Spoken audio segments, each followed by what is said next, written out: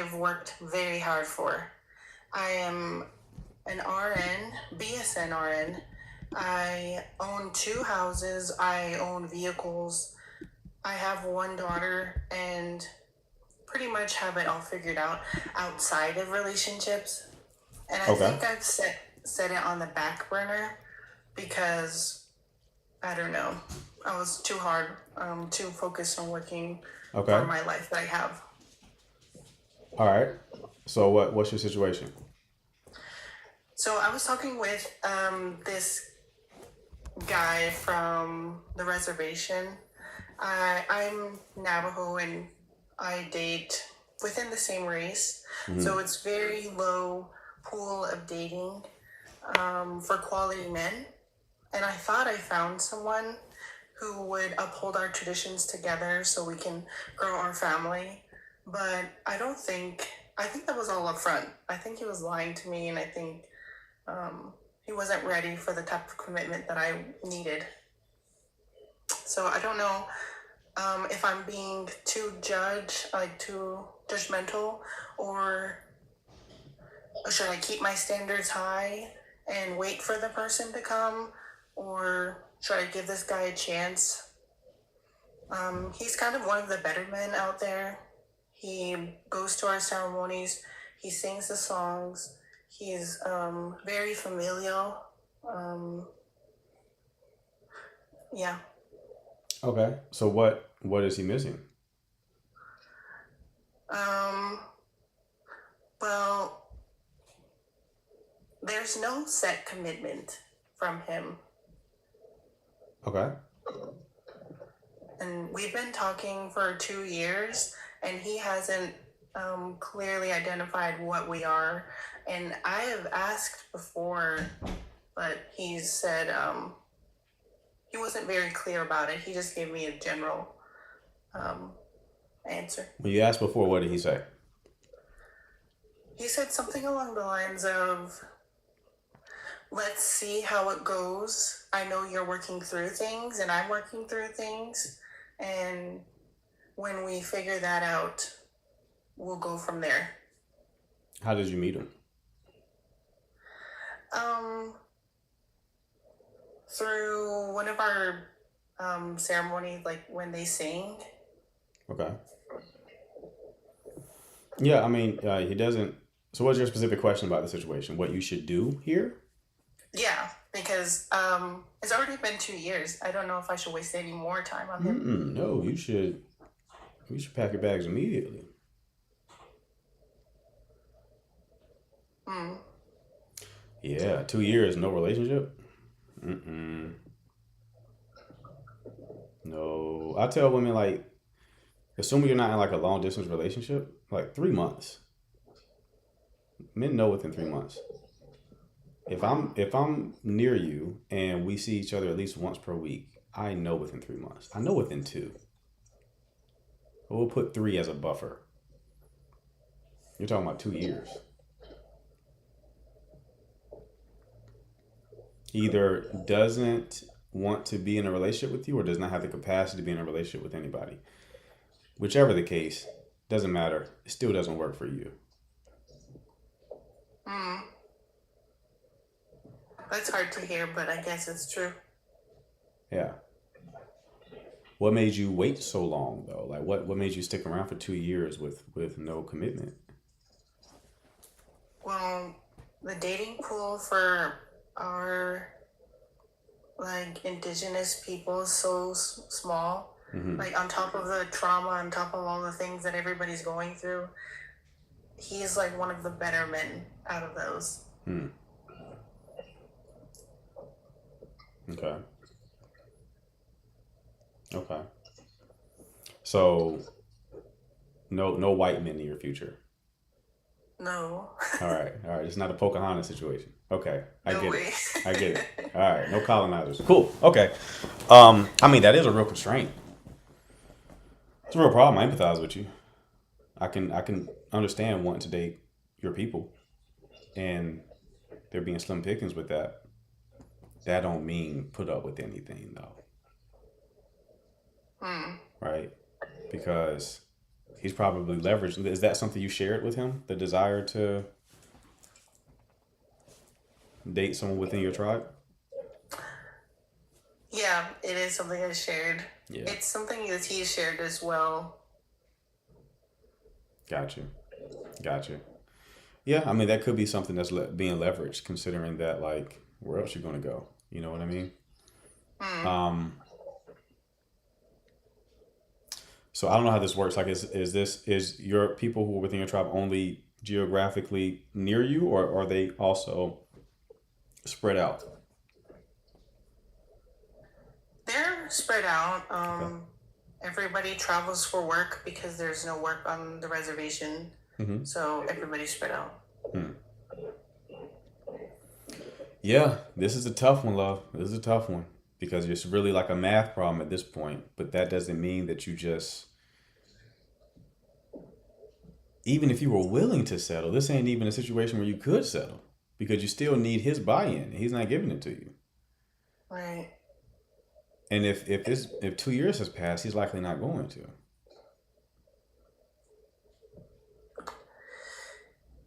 Mm.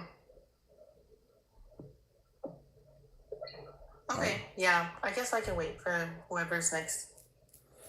Yeah, just keep doing what you're doing, working on yourself, right?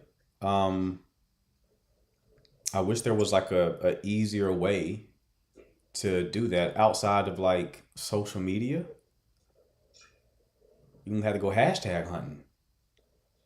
You know what I mean? Whoever using the hashtag of your tribe, you just start following and just just rolling that dice, see who can be a match. But like this is a real problem. This is actually a tougher problem to solve based on like the problems people bring me on the live. I can't guarantee you a man, but I can tell you when something isn't a good fit, right? What you currently are in is not a good fit, and is it's never a good thing to think from the perspective of like scarcity. You don't want to have a scarcity mindset. You don't want to be in a situation where it's like, okay, I'm choosing you because what else am I going to do, right? You tend to make bad decisions when you do that. People Mm. know that like you are going to be betray yourself just to have some sort of connection. They tend to take advantage of that positioning. Take advantage of the fact that like, oh, she really wants this. All right, well, let me get what I can get out of the situation. Right. So yeah, love. The whole don't sleep on the social media strategy I just said. I was half Okay. joking. I Yeah. was only half joking. Like you might want to get up in there and be like, all right, what's going on? What's happening with Buddy over there in Mississippi? Right? Okay. Well, thank you. I appreciate it. No problem, love. You take care. Take care. All right, Maz. Remember, I can't click any of these people's names for some reason. I don't know why, but Theo, if you're there, you're muted. Yeah, what's up, man? How you doing? What's going on, Chief? Yeah, I'm okay. I'm alright. All right. What can I do for you? Okay. I had some issues with my ex, and I just want to see what it is. So I'm feeling guilty, and I don't know if I did the right thing or I did something stupid. I stand to be corrected. So can I go on? Yeah, go ahead. Talk to me. What's going on? Okay. So I work as a nurse, and I also trade the forex market. So it is actually very tough for me to like create enough time for her, and we see like once in 3 months she leaves few states from mine, and she has been complaining that I don't have enough time for her. She said I chose work instead of her, and most of the time I'm always posting about work, I'm always posting about forex, I'm always for me that I'm busy. She doesn't believe that I'm busy. She said I'm not busy. I'm just making excuses. And I've tried to like explain to her. We end up having ups and downs. So at the end of the day, I told her I can't continue. And what she told me was she said I'm not a man. I'm running away from my problems that I can fix. And I was like, I've said this times without number that okay, let's fix this, or would you relocate to my state or something? She said no. So since I feel like it can be fixed, I wanted to opt out. But the thing she said to me make me feel guilty, like maybe I'm not competent or something. So I don't know if leaving the relationship was actually the right thing, or maybe there was a way I could have fixed it even after looking for possible ways, like telling her to come down to my state or something, because I work and live in my state, and she does this online thing too, so she is in the best position to come to me. Okay. She broke up with you because you were not showing her enough attention because you were so busy with Forex. Is that what you said? Yeah. And you broke up with her because she kept complaining about it? Yeah, and each time I want to talk about the solution, she keeps saying I should change my job or I should stop trading forex. She gives me excuses I cannot even pick up, because I'll be like, you can just come and tell me what to do. We need to sit and talk about it, but you just want me to always do what you want me to do. What does she want you to? So she wants you to quit Forex, and then for what reason?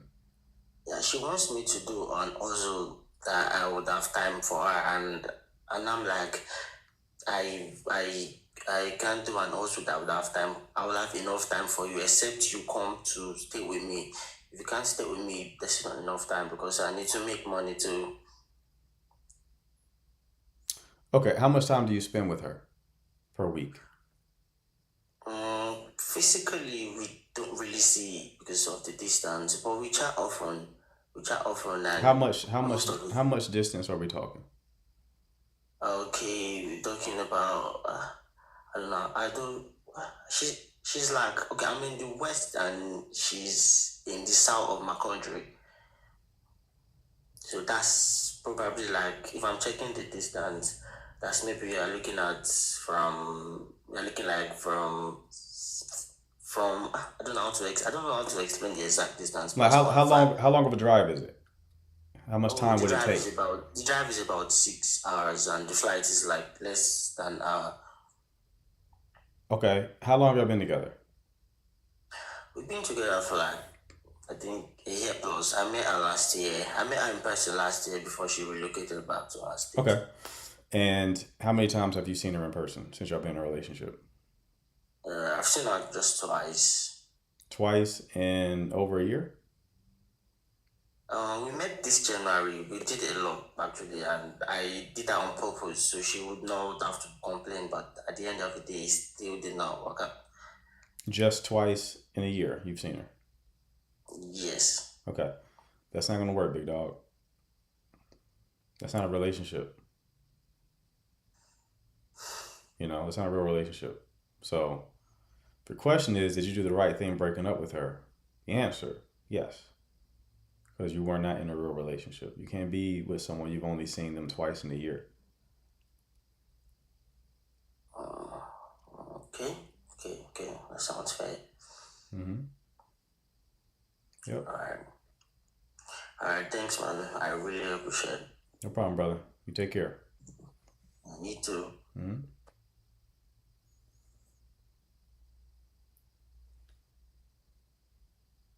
Okay, well, Hello, how are you? I'm doing well, and you? Good, good. What can I do for you? I just strolled past the live, and I just want to know what is your live about? What is your platform about? Dating and relationship, question and answers.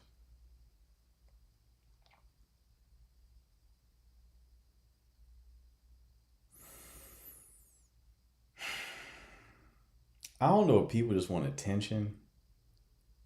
You know what I mean? Do y'all think that's what it is? People just want attention? What is your live about? Let's see. Let's find out together, shall we? I'm going to just look at these big ass letters at the top of the screen. It says dating and relationship question and answer. So I think, let me use my context clues. I'm going to read the room. I'm going to read the room, use my context clues. Give me a second. Give me a second. Let me think about it for a second. I think this live has something to do with dating and relationships. Yes, man. What are we doing? What are we doing? My God.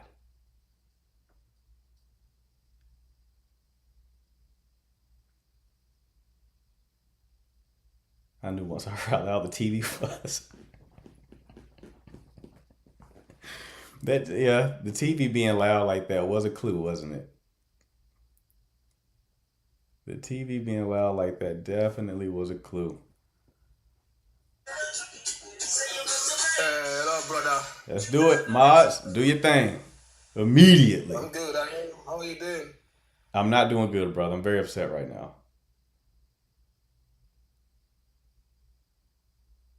Jesus Christ.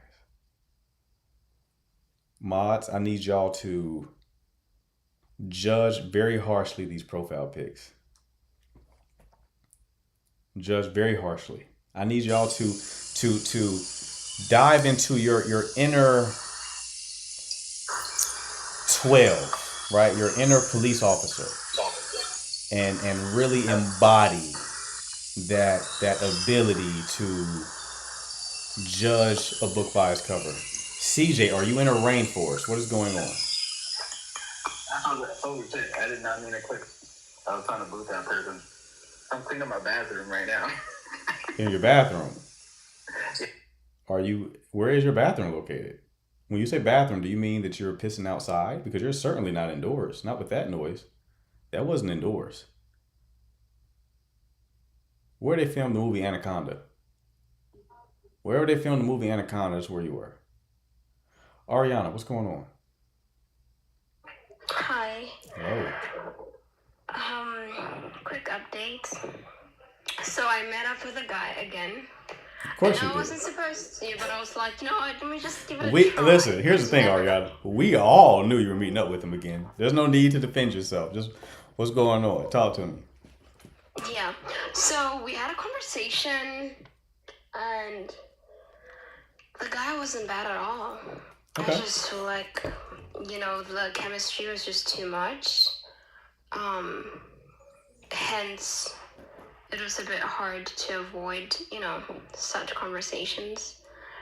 And yeah, we talked about, things I like to talk about. Okay. You know I'm not him, right? Because what's going on with your voice right now? No, I'm just Your in voice. bed. I was taking a nap. Okay, I was about to say that the voice is very sensual. Right? Let me button my shirt up. Hold on. All right, continue. Oh my gosh. Continue. Yeah, so we met up. Uh-huh. We talked, and I feel like he's okay.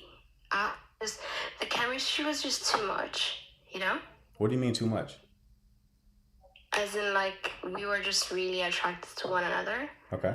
And when you look at someone and there's chemistry and it's just too much type of thing. You don't know? I ain't never Okay. felt. I ain't I never know you felt. don't, but It's whatever.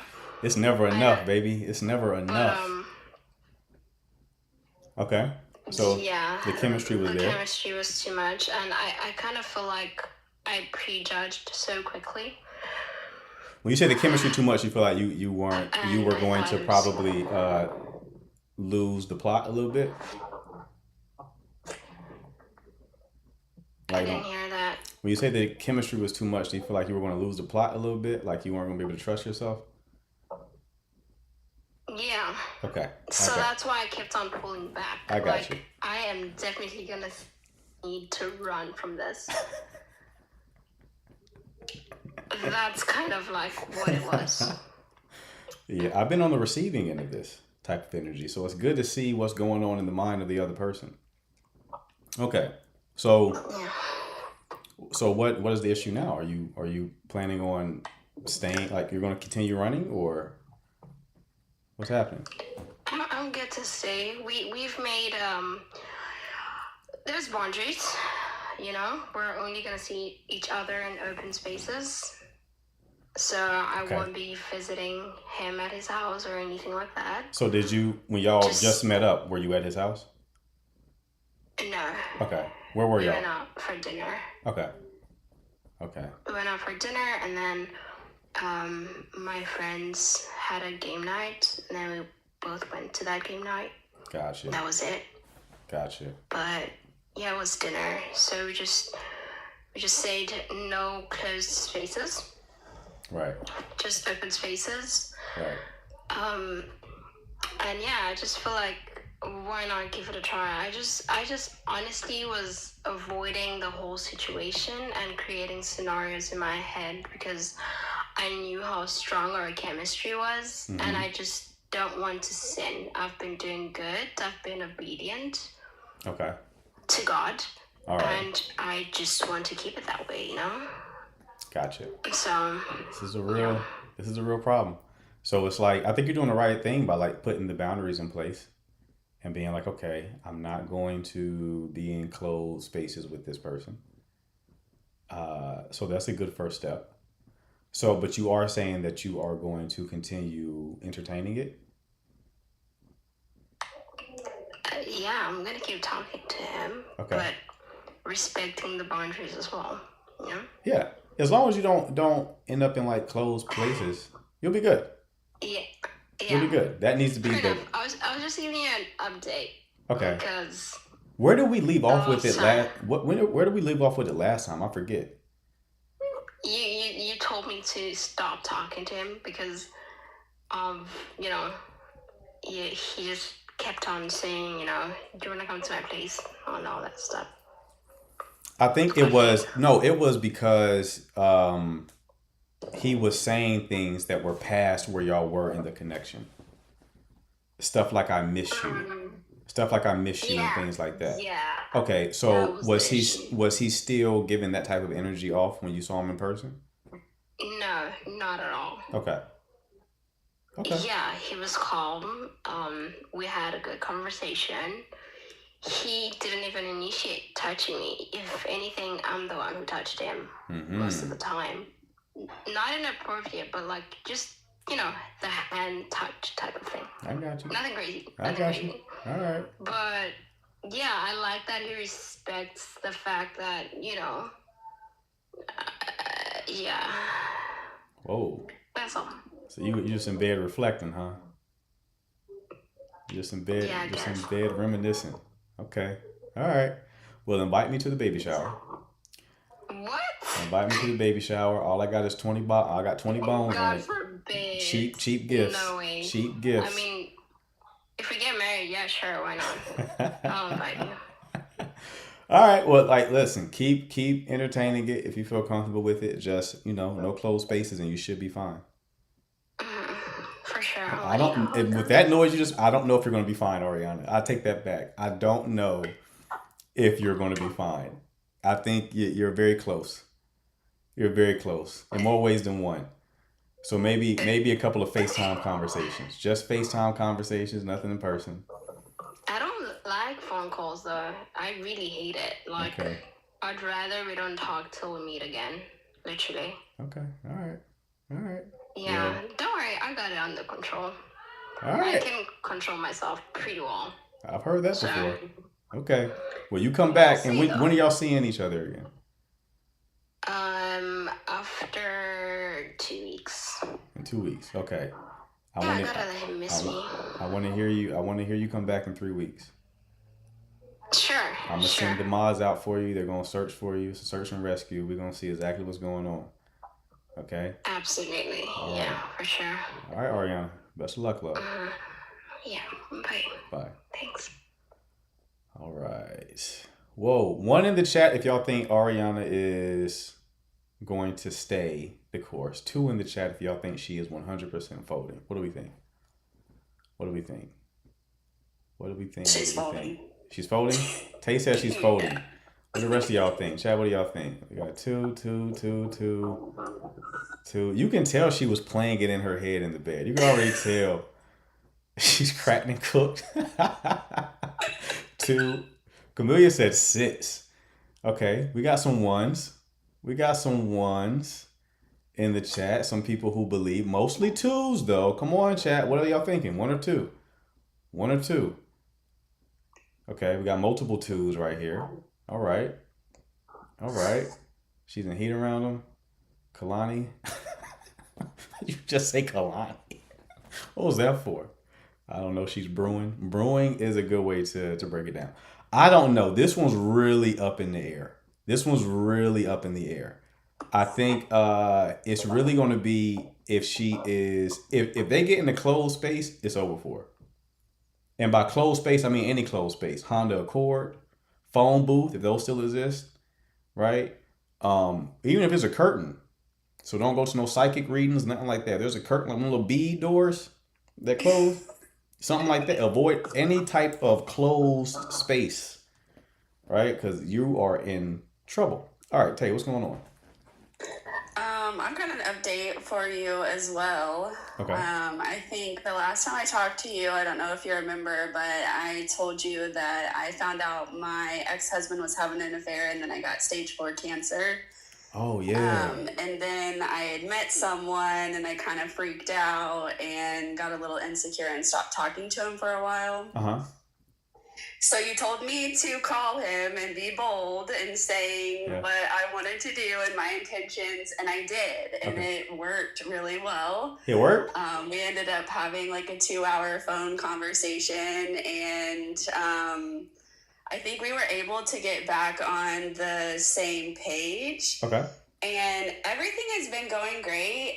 He would like text me good morning and kind of text me throughout the day. I feel like every evening he would call and check in with me. We've hung out a couple of times, but this last weekend we spent some time together, and I've noticed since we have like Sunday and Monday, I don't really feel like I'm getting too much effort now. Like, where before he was texting me every morning and saying good morning or like giving me that effort, I don't really feel like I'm getting that.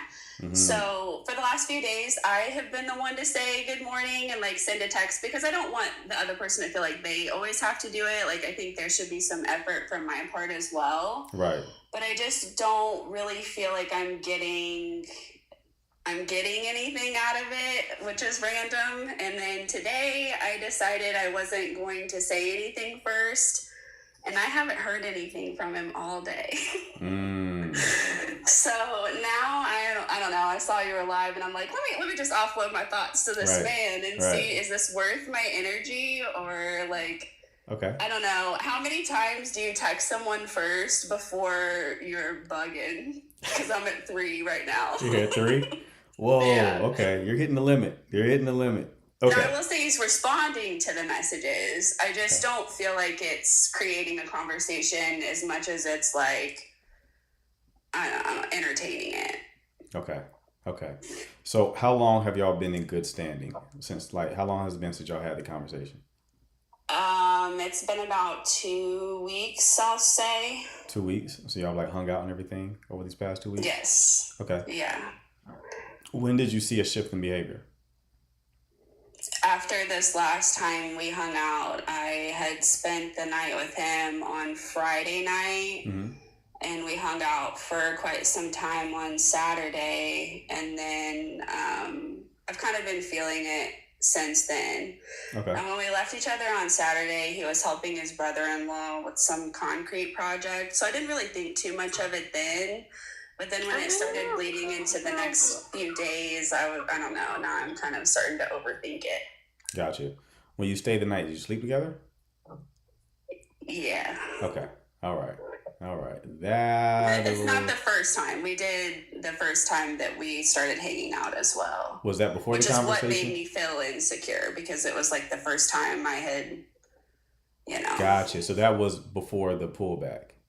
Correct. Yeah. Okay. Yeah. Okay. All right. And before then, he was like initiating a lot. Yes. And this happened this past weekend. It's Tuesday. Yeah. Okay. So it's been like Sunday, Monday, and then like Sunday and Monday, I felt like I was the one initiating the conversation a lot. Okay. And then I tried to call him and talk to him on the phone, but he was just kind of quiet, and he's not normally like that. He's normally pretty talkative. And like I tried to ask in a subtle way, like, is everything all right? But I didn't really get too much out of him. Gotcha. So then today I was like, I'm just going to kind of leave it. I don't want to feel like I'm bugging someone, but now it's 9:53 p.m. and I haven't heard anything from him all day. Right. How did y'all meet originally? At the gym. At the gym. That's right. Okay. You definitely need to give this space for sure. Definitely need to give it space for sure. Have you changed any of your behavior since y'all reconnected? I don't think so. I feel like I've tried to be just open to like the possibilities. I'm not really putting too many emotions into it. Like having heavy conversations, I feel like we're just kind of rekindling things. So I've just been trying to keep it light, and still try to get to know him. Mm-hmm. But I did, whenever we were hanging out, I don't know, we were playing basketball, and this is like the only thing I can think, because it was kind of towards the end of us hanging out, but we were playing basketball and we started to play the horse game. And he had mentioned when we were playing it, he had brought up his ex-girlfriend. They were together, I think, for about 4 years. They've been split up for 1.5 to 2 years now, but he had kind of brought up like I guess they used to play this game together, which I didn't know that when I was like, let's play basketball. I didn't know that was going to be a thing. So I don't know if possibly that triggered him and maybe he was kind of thinking about it. After I got home and now I've been snooping a little bit, this ex-girlfriend's name is also Taylor. So I don't know if maybe I don't know. That the only thing I can think is that he's possibly feeling triggered about that. But he doesn't really seem, I don't know, in our previous conversations, he didn't seem to care too much about her and what she had going on. Wait, how long has it been How long has it been since they broken up? Almost 2 years. Okay. You know how long they were together? She's moved away, so she doesn't even live in the same state anymore. Gotcha. Do you know how long they were together? For about 4.5 years. Okay. I don't think that was it. Unless they were still dealing with each other after they broke up. But 2 years is enough time to not be triggered like that.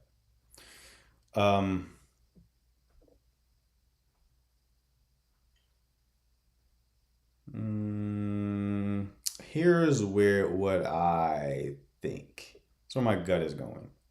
My gut is going that you unconsciously changed your behavior and you're just not aware of how you changed it. Right? This may not be the case. So don't take this with a grain of salt. There's 2 possibilities here. But I'm going with the one that is most likely the case. Because we already have evidence that you do that. Because the first time you slept with him, you changed your behavior by pulling back. Right? Yeah, I did get insecure. Because you're likely anxiously attached. That's what it sounds like. So the first time you slept with him, and when you sleep with anxiously attached women, be ready for it. Something's going to change. Okay? Because now they're super vulnerable. They're very sensitive. They're very, very... That's the perfect time for them to be activated. Okay? So you just got to be mentally prepared for shit about to change when that happens. Okay?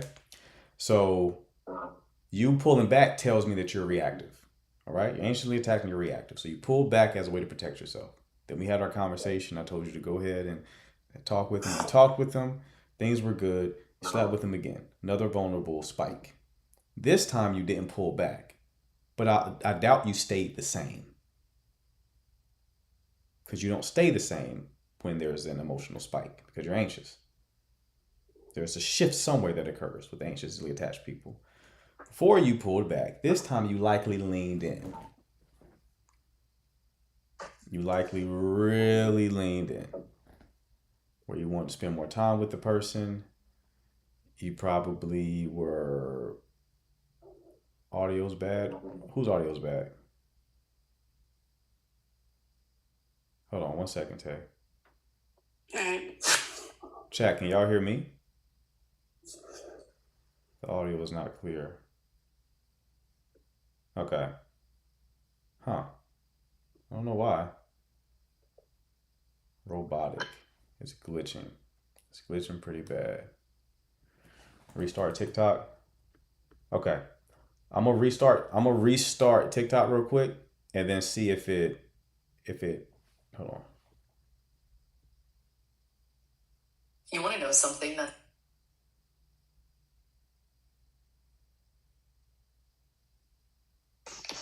Okay. Can y'all hear me now? Is this better?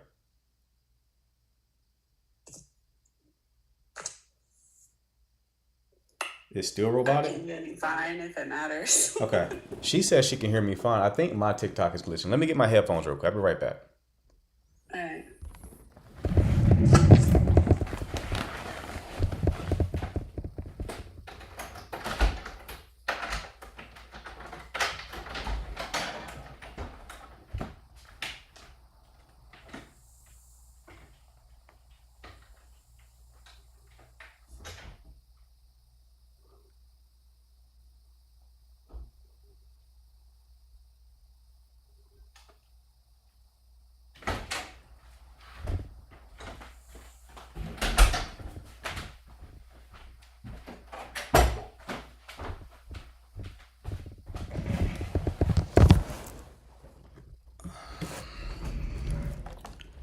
All right. Can y'all hear me now?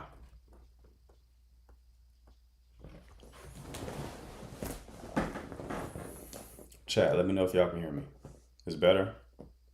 Okay, good. All right. Now I'm going to test it again. I'm going to take the headphones out. Because I would ideally not want to use the headphones. Give me a second.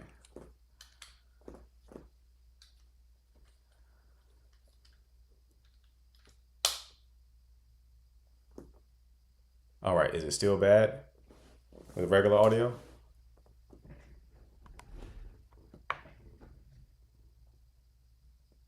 Is it good?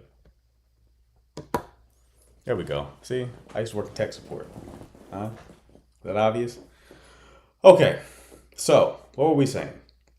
I said that what I'm leaning towards is you likely shifted your behavior in the connection, right? I know that because we have evidence that you do that. Right? So the first time you slept with him, because you're anxiously attached, more than likely, that was a very vulnerable experience. So you created space in order to protect yourself, right? Then we had our conversation, and then you went back and you reestablished a connection with him, and then y'all slept with each other again, which is another spike, right? Anxiously attached people don't behave the same after a spike. They normally change their behavior. They don't stay in the same pocket, right? So instead of creating space like you did last time, you likely unconsciously leaned in a bit. Leaned into the connection a bit. Maybe even did some subconscious like protest behaviors or tests, read into things, questioned things, wanted to talk more, wanted to speak more, wanting to spend more time together. Those are kind of things that anxiously attached women will do that will kind of come across as like too much for some guys, too much too soon. I'm not saying that's 100% the case. I'm just saying that you probably wouldn't recognize it because you're in the moment and not really thinking about it. But that's possibly what went on. Does that sound like any of that would have happened in this connection? I feel like probably. I do remember asking him to, because we were both off on Saturday, and one of my friends, his husband's birthday was going on, and so I had asked him to go to that with me, and he ended up having to go help his brother-in-law with something, so he couldn't have gone anyway, but I did ask that. Mm-hmm. And, maybe, I guess that could be pressure being around other people. I definitely do get anxiously attached, so I can resonate with what you're saying, but then, like, how do I not do that then? Okay. So how do I just be cool as a cucumber? Because I don't really know how to date. I'm used to being married, you know? And so it's like, I'm struggling with this casual dating thing. What did you invite him to again? One of my friends' husband's birthday. Okay. And she had like a surprise party for him, and he knows my friend. He doesn't know her husband, but he knows my friend. They used to work together. So at first he seemed interested in the idea, but then he realized he had something else to do. But I mean, I guess I did like push for more time together after that. And whenever he said that, I was like, sorry, I didn't really want to hang out with you anyway. Like, I don't know. I just tried to play it off, but. Oh, you said that to him? I did, yeah. Okay. But right. like in a playful way. I don't think he took Okay. it. I got you. I don't know.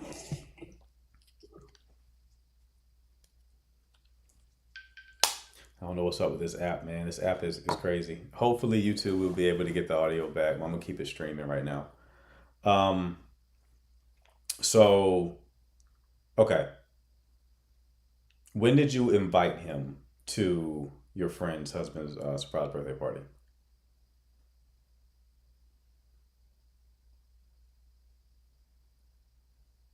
What day was that?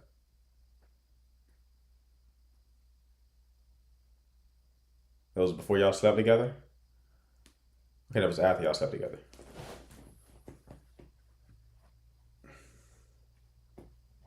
Gotcha. Okay. When did he share with you that him and his ex used to play basketball together?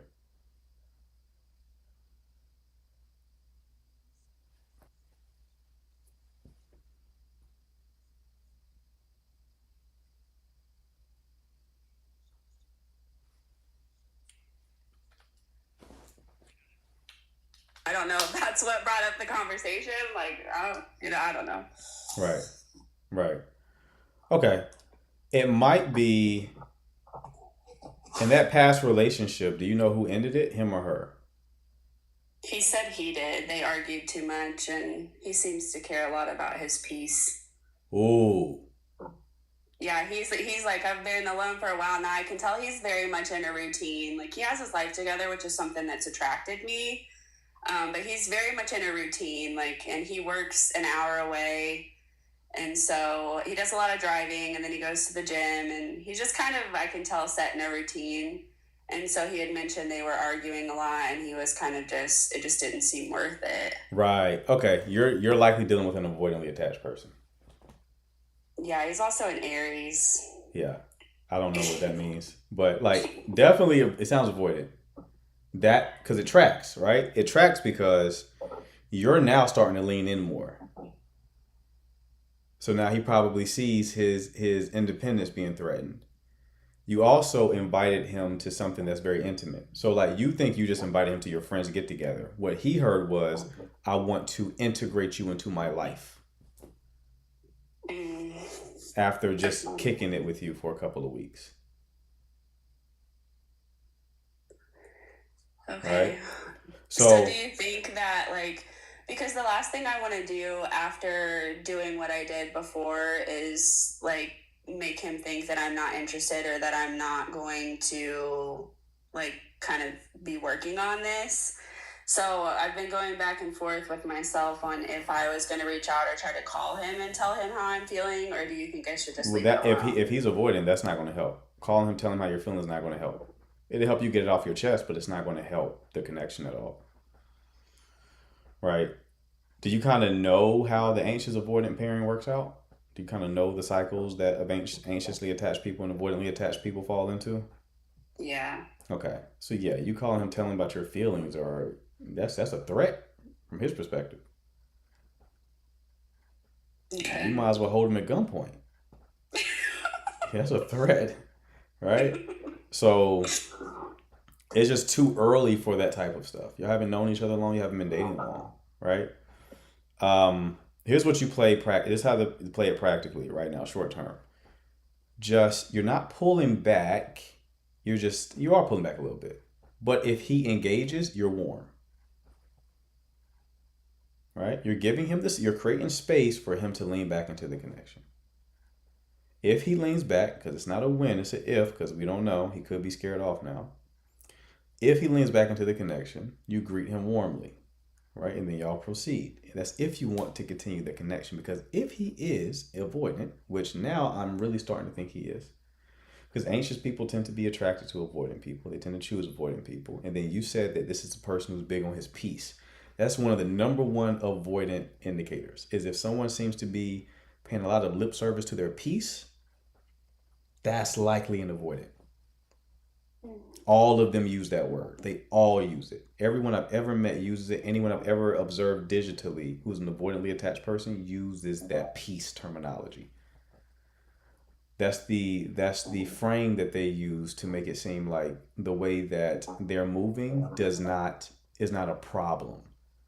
So you want in like emotional connection and things like that, they'll look at it as like you're disturbing the peace on some ludicrous type shit. They look at you like, okay, you want emotional connection. You're complaining because I'm not talking to you enough. My peace is being disturbed, right? Peace for them is you don't ever be a problem because they think relationships are supposed to be very like peaceful, which is not true, right?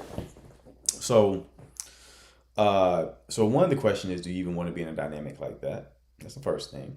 Two, if you do want to be in a dynamic like that, ask yourself, why do you want to be in a dynamic like that? You know, get the brain scan. What's going on up top? Why do you want to put yourself through this hell, right? I And know, then three, but I just feel like I wish he would just tell me what's going on so that way I'm not checking my phone every 5 minutes. yeah, Like, you're I basically don't know. saying, I wish he wasn't avoidantly attached, Yeah. right? Because that's what they do. They like to, it makes them uncomfortable, so they just avoid it entirely, right? And you said y'all been dating for how long again? Like, all the time you spent, how many months are we talking? Well, the first stint was maybe like a month and a half. Okay. And now we're at 2 weeks on top of that. Yeah. Okay, Our that tracks. time apart was maybe about, I don't know, it was probably about a month and a half, 2 months as well. But Okay. like when I called him, he was like, I mean, he answered the phone. He's like, "What's up, Buttercup?" Like he seemed very excited, and I kind of expressed how I was feeling, and he was like, "No, that's straight. Like I understood what you were going through. Like I respect that you have a lot going on. Like I just been sitting here waiting." And so he showed me a lot of initiation in the beginning, and then it's like, I don't know if it's that Yeah, I because you became weren't, available again. yeah, you weren't a threat at that point, right? So it's like, Yeah. as you get closer to the avoidant, they don't become avoidant until you become threatening. So where there's like going to be a cost extracted from losing you, Mm. that's when you become threatening, right? When they start to care about you a little bit. And you spike that more than likely. I always look at the timing of things. I knew the sex thing wasn't that big a deal on his end because he's already slept with you. Yeah. So he's not just in it for that. But the new thing that you did was, one, leaning into the connection after intimacy. And then two,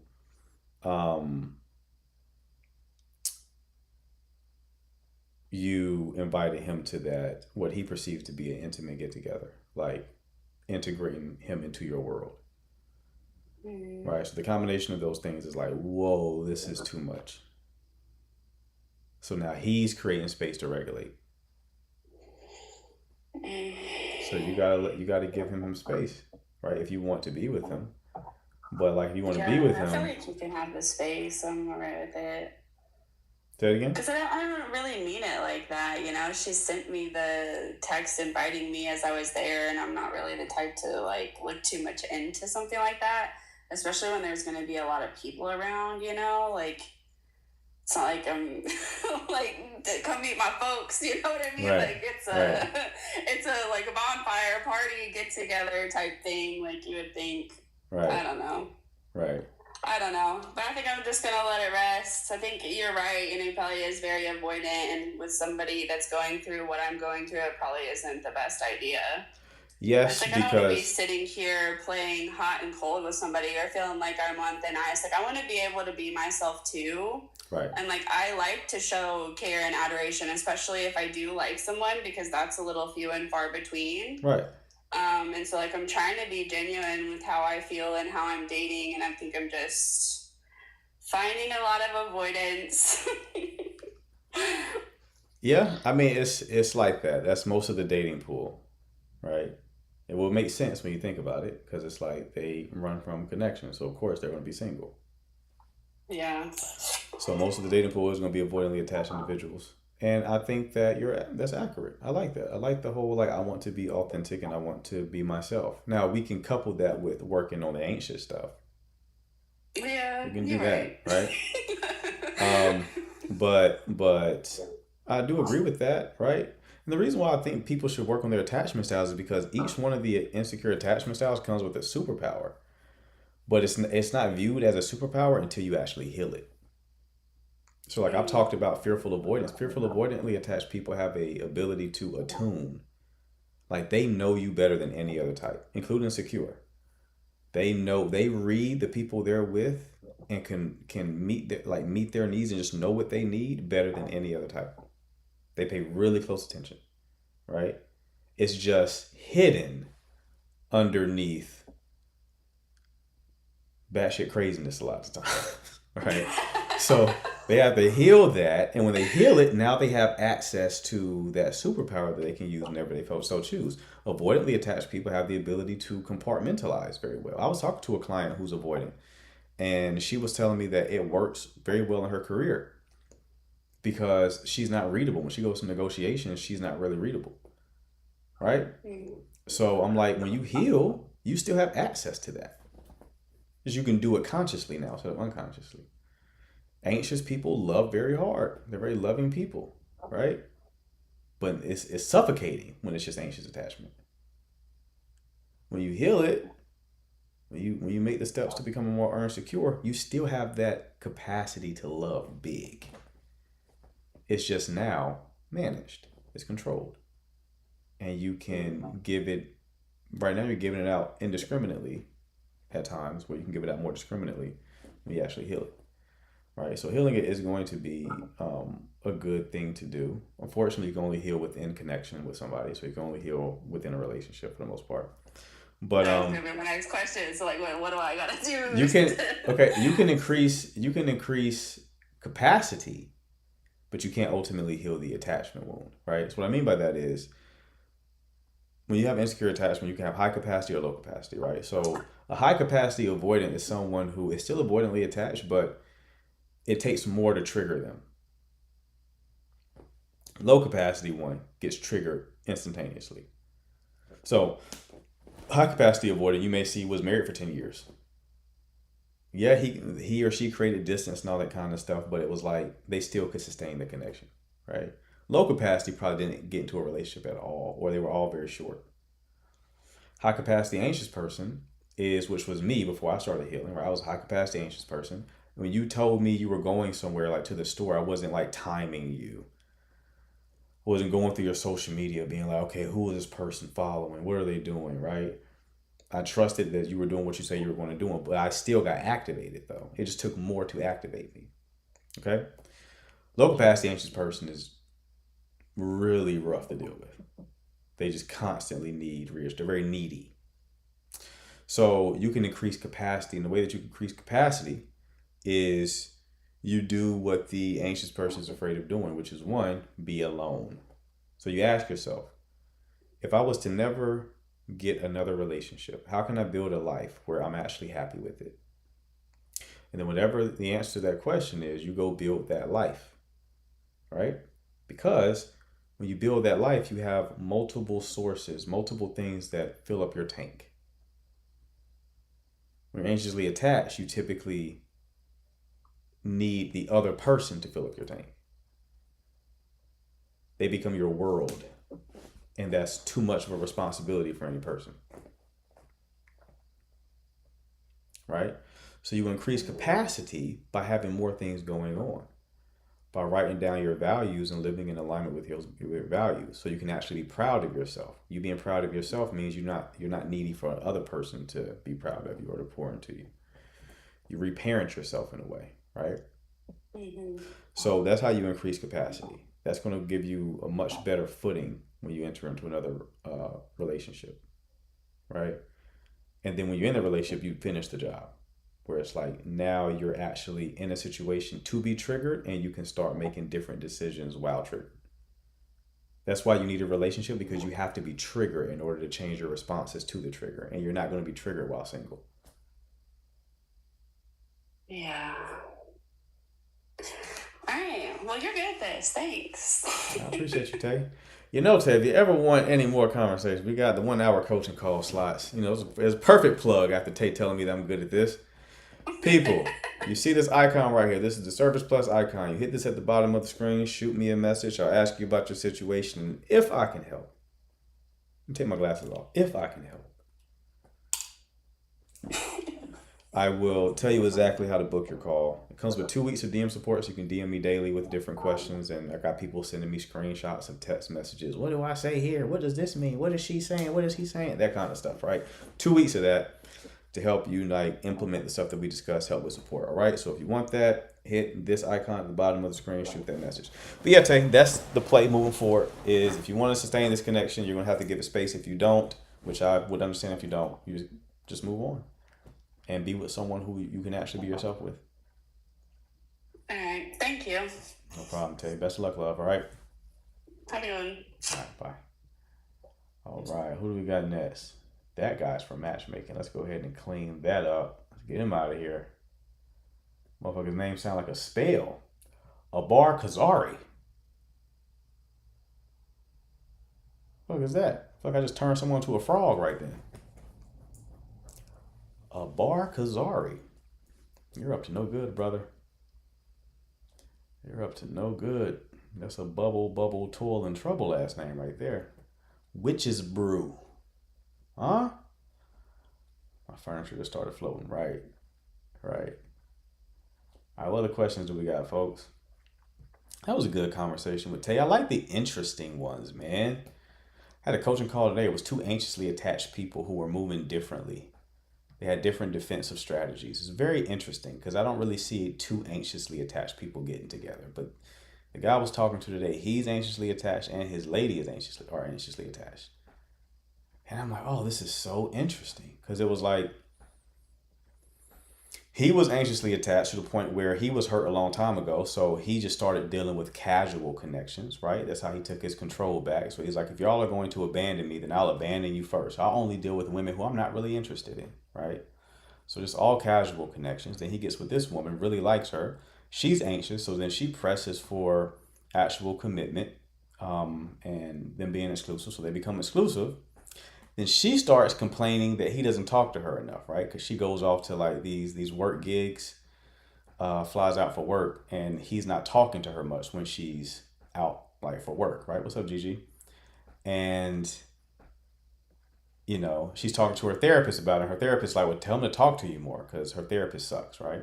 So her therapist gave her bad advice. So she told Buddy to talk to her more. And he was like, well, I wasn't talking to you because I figured you were busy. So he started talking to her more. And when he started talking to her more, he said stuff like, I miss you, right? And he told me, like I said, I told her I missed her and she didn't respond to it. And it triggered me. I was like, oh, this is interesting. Y'all are triggering one another. So what happened here was she was triggered by you not talking to her when she traveled. She wanted you to talk to her because she's not near you, because she's traveling, right? She wants to know what you're up to. She wants you to talk to her. And then you're like, okay, well, I'll talk to you. But you want payment for you talking to her. So you tell her like, I miss you. Not because you really miss her, because you want to hear her say, I miss you too. And then she doesn't tell you I miss you too because she's playing defense. She doesn't want to say I miss you too because she doesn't want to seem like she's investing so much in the connection. So now you're triggered. And like, I love this stuff. It's so interesting. The situations y'all find yourselves in. So to solve his problem, he was very gracious. Gave him the whole playbook. Lots of little games. Exactly. What will make this situation difficult? What do y'all think will make that situation difficult? What do you think will make the situation difficult, Gigi? In that situation I just said, what is the most challenging part? Hold on, Cruz. What's the most challenging part of that connection? I'm curious what the chat is going to say. What is the most challenging part out of all the detail I just gave y'all? They both withheld communication. Okay, what else we got? Conversations. Okay, what else we got? Not admitting how much they miss each other. All right, these are good answers. These aren't bad answers. What else we got? I want to hear. Come on, a few more answers. Give me a few more answers before I answer. Ego and pride, fear of intimacy. High. Get out of here, God love. We ain't talking about high right now. It's not being anxious at the tit for tat. Anxious term, fear-based attached, reassure each other. Okay, good answers. Here's what I think. Biggest problem is the fucking therapist. The fucking therapist is the biggest problem. Because the therapist is not saying you need to handle your own anxiety. Her therapist ain't saying that. Her therapist is like, you have anxiety, so go tell him to do things differently.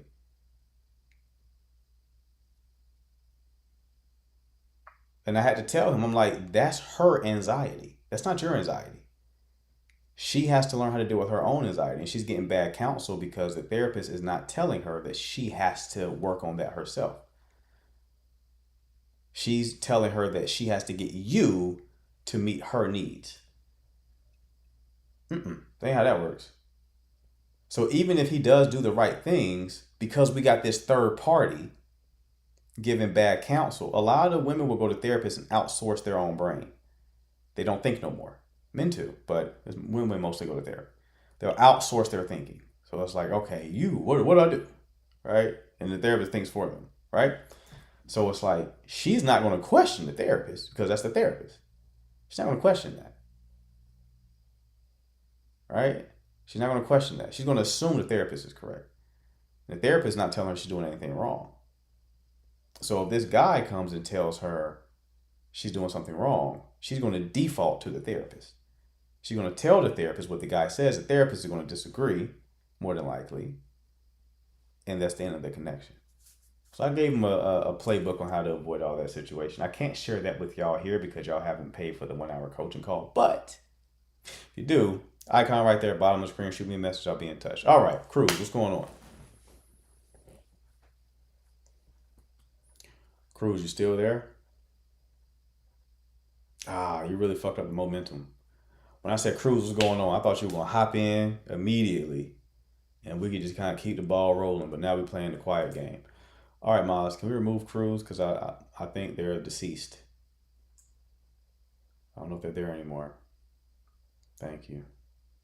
I hate when y'all mess my flow up, man. You see, y'all got to get used to the flow. I give a little speech. I'm like, Cruz, talk to me. When I say Cruz, talk to me, go like this, I'm expecting words immediately. That's the flow. I fuck my whole shit up. You ruined my groove. Exactly, man. What's going on? But yes, that fucked up the rotation, right? Let's start. We gotta start pinning Jams as Jams funny as shit. Jams is funny as shit. She's funny. All right. So yeah, that therapist is gonna be an issue. For sure.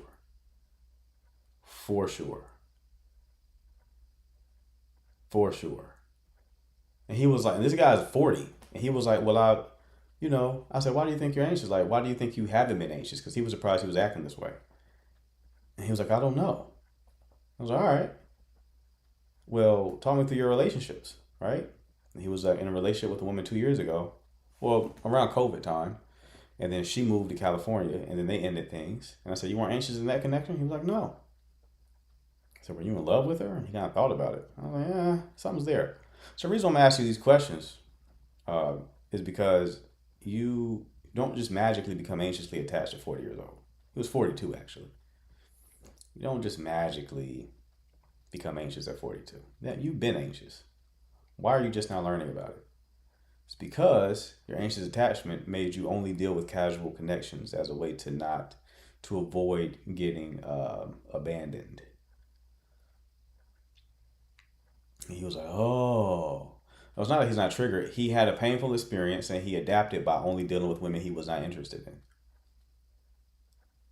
And if he wasn't interested in them, then he wasn't going to be triggered because he doesn't ultimately care about the connection like that. Aren't therapists trained to know attachment styles?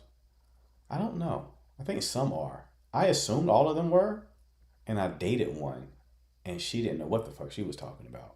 I said, what are you? She was like, I don't know. You don't know?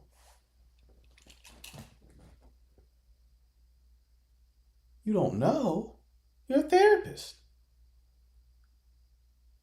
How do you not know what your attachment style? There's just 3.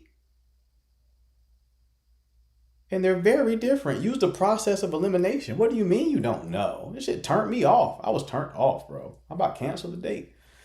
We were on the date. I don't know what we were doing. We were at a barcade or something. Playing a game. He said, I don't know. You don't know. Not really, unfortunately. Attachment styles are a sub-level class. They don't go deeper. That what it is? They don't go deep on. They get like a surface level understanding of it.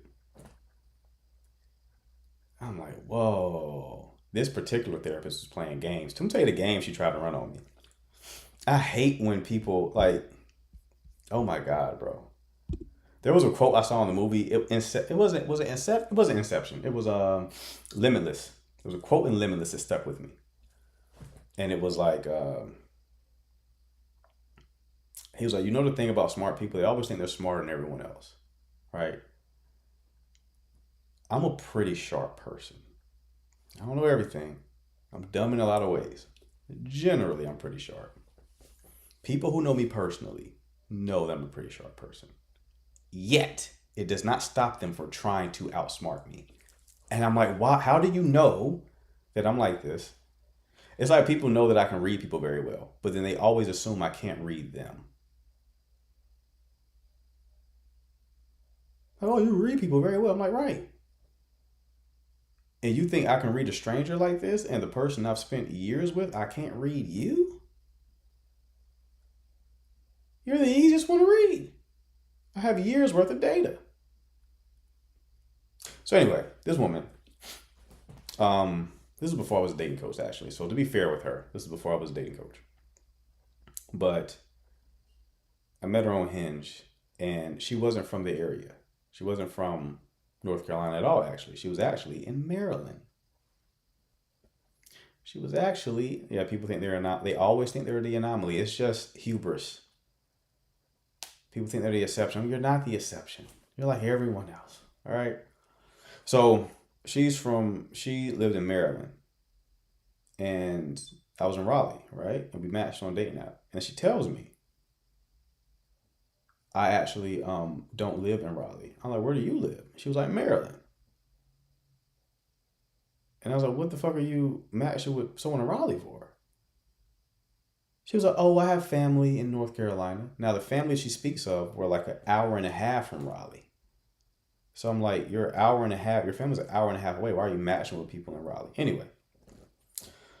So she starts talking about her ex, right? And her ex wasn't like stepping up to the plate. He wasn't doing the things she wanted him to do. She wanted him to go to therapy and things like that. And he was resistant to it. So she broke up with him. And she found out that after she broke up with him, he was going to therapy and stuff like that, right? And she said something that stood out to me. And she was like, I don't think I would ever get back with him, or something like that. Something like that. She said something to imply that that chapter wasn't 100% closed. And she matched with me in a different state. What do y'all think was going on there? I probably gave y'all too many clues. What do y'all think was going on?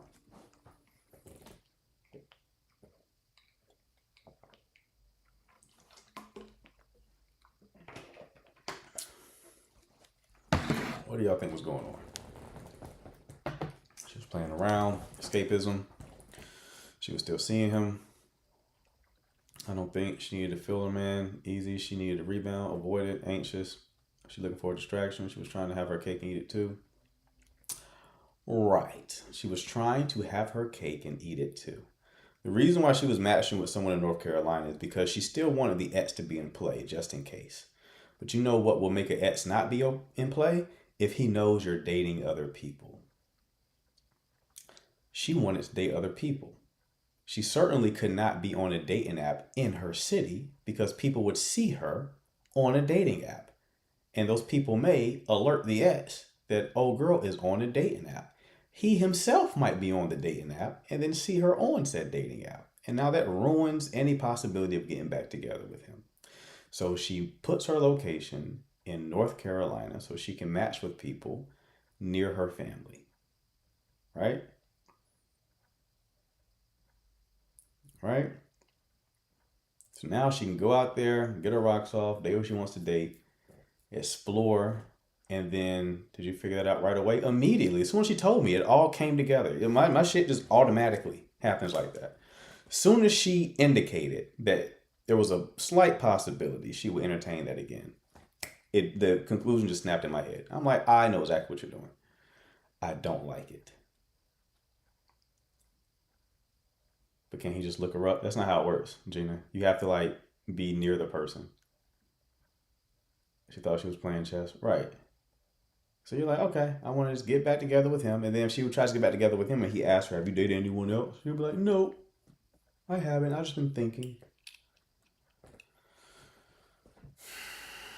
I said, I don't like this.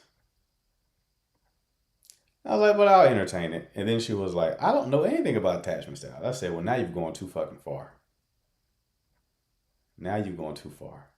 What do you mean? You're a therapist. You don't know much about attachment styles. That was it. That was it. That was it. Really what made it didn't look that great in person. Gotta be honest with you. Didn't look bad, but just certainly didn't look like what I was expecting. Didn't look how I was expecting. So you were on thin ice, bucko. You were already on thin ice. That ice is cracked.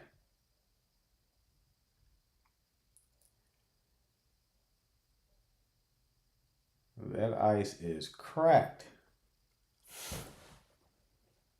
Man, look your best, baby. Like, what are we you coming out? I could tell you ain't trying. You didn't put effort in today. You didn't put much effort in. I don't know if this was he was behind schedule. That was the wrong decision. I don't like that. How'd you know you were done with your 9-to-5 life ready to start your business? I got fired. That's how I knew. I had to build this shit while I had to build a plane and fly that bitch simultaneously. I was doing tech sales. And they were like, hey, it seems like you're not calling anybody. I'm like, you're right. I hate this job. And they were like, yeah, well, you got to get up out of here. I was like, fuck. All right. Are you struggling with women? Are you struggling with dating? No, I started doing this multiple years back and I stopped.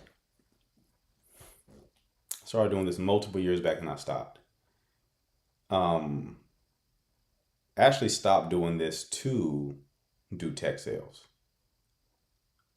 Right? I stopped doing this so I can do tech sales. I got in tech sales and I was like, oh, I don't like this at all. So then when that was going south, I was like, all right, I think I'm just going to start a business again like I did before, right? I did a copywriting and the marketing strategist, was relatively successful with that. I just didn't like it though. I'm the type of person, I got to like what I'm doing. If I don't like it, I'm not going to work hard at it. It's an ADHD thing. Maybe you have ADHD, you probably resonate. Oh, my nose itching like crazy. You probably resonate with that. If you don't like doing something, if you're not inherently interested in it, it's damn near impossible to do. It takes too much like you never get into a flow or a routine of doing it. Everything, for y'all who don't know, ADHD brains, when we aren't inherently interested in something, every time we do a task, we have to decide to do it. Does that make sense? Things don't become a habit. I have to decide to do it. Neurotypical brains, it's like you just get into it. You do this because you've always done it. Damn, my brain works. If I wash the dishes, every time I wash them, I have to decide to wash them. My brain never does that thing neurotypical brains do where it makes it easier because you've done it so many times. Me, every time it's like I have to actively make a decision to do this. That's like the curse. But the blessing is when you are interested in something, you will excel past the vast majority of people who do it. Because you're so interested in it that you can live, eat, and breathe it. That's me with laundry, right? I was saying how this connected to, and the ladies in the chat who are agreeing with ADHD, I've realized this connects also to my romantic life. Not because it needs to be done. Right. That's it. Right? Neurotypical people would do things because it needs to be done. People who are neurodivergent, it's a struggle for us. We typically will wait to the last minute.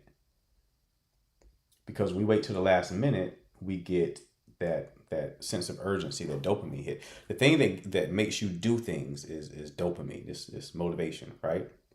We're dopamine deficient. Our brains don't naturally produce a lot of dopamine. So it makes us harder. It makes it harder for us to do just regular activities. It's a lot harder. So you may think, you have someone in your family who's like just lazy. They're probably not lazy. They're probably just dopamine deficient because they're neurodivergent, right?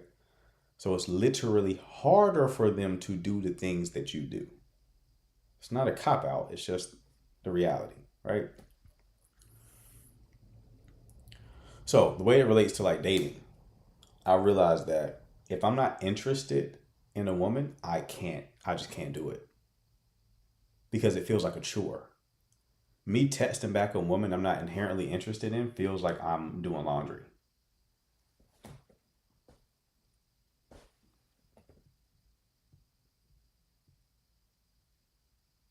So even when I try to be casual, I'm like, I can't be casual. I cannot be casual. If I'm not really rocking with you like that, you're going to think I have zero interest in you because I'm just not going to want to talk to you like that. You're going to text me. I'm going to mentally respond because I'm like, I don't want to text because I'm going to have to build up the texting you back is a whole thing now. It's like, let me text her back, right? Even if it's something simple, like, what'd you eat today? Pizza. Fuck out of here. I want to talk to you right now. This is the dishes. This is laundry. I don't want to. You make me do laundry. I don't want to. Right? That's what it feels like.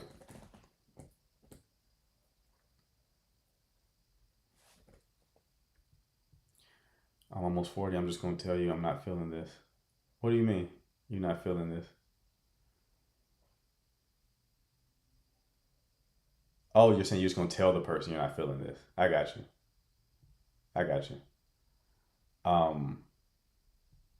But yeah, so that's what it's like.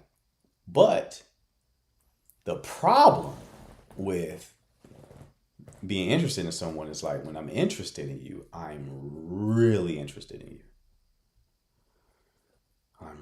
It could be a problem. Like I'm really interested in you. And I have to like pace myself.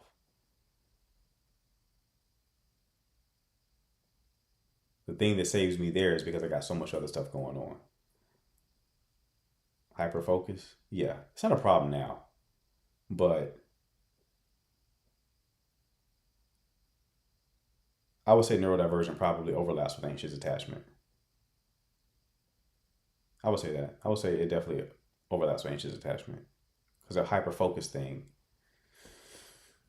makes you hyper focus on the individual. So with me, the advice I give y'all is the advice I've given myself that I've applied, right? It's like, okay, my life is bigger now to the point where no woman can come into it and just be like can't be that because I got so many other things I'm doing. But before I lived a life like this, yeah, one could come into my life and then just be the primary focus.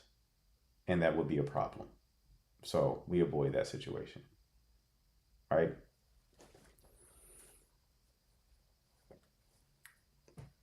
Your God, like the person becomes your God. No, I won't say they become my God, but like, what did you just say? Yep, that's my problem. You're reading me 100%. Keeping busy makes sense. Thanks for that info. Yeah, it's not just keeping busy. It's just like having other sources of meaning. Like you think about my day, I have like calls scheduled throughout the day. It's like I have shit built into my life that inherently builds tension within the connection.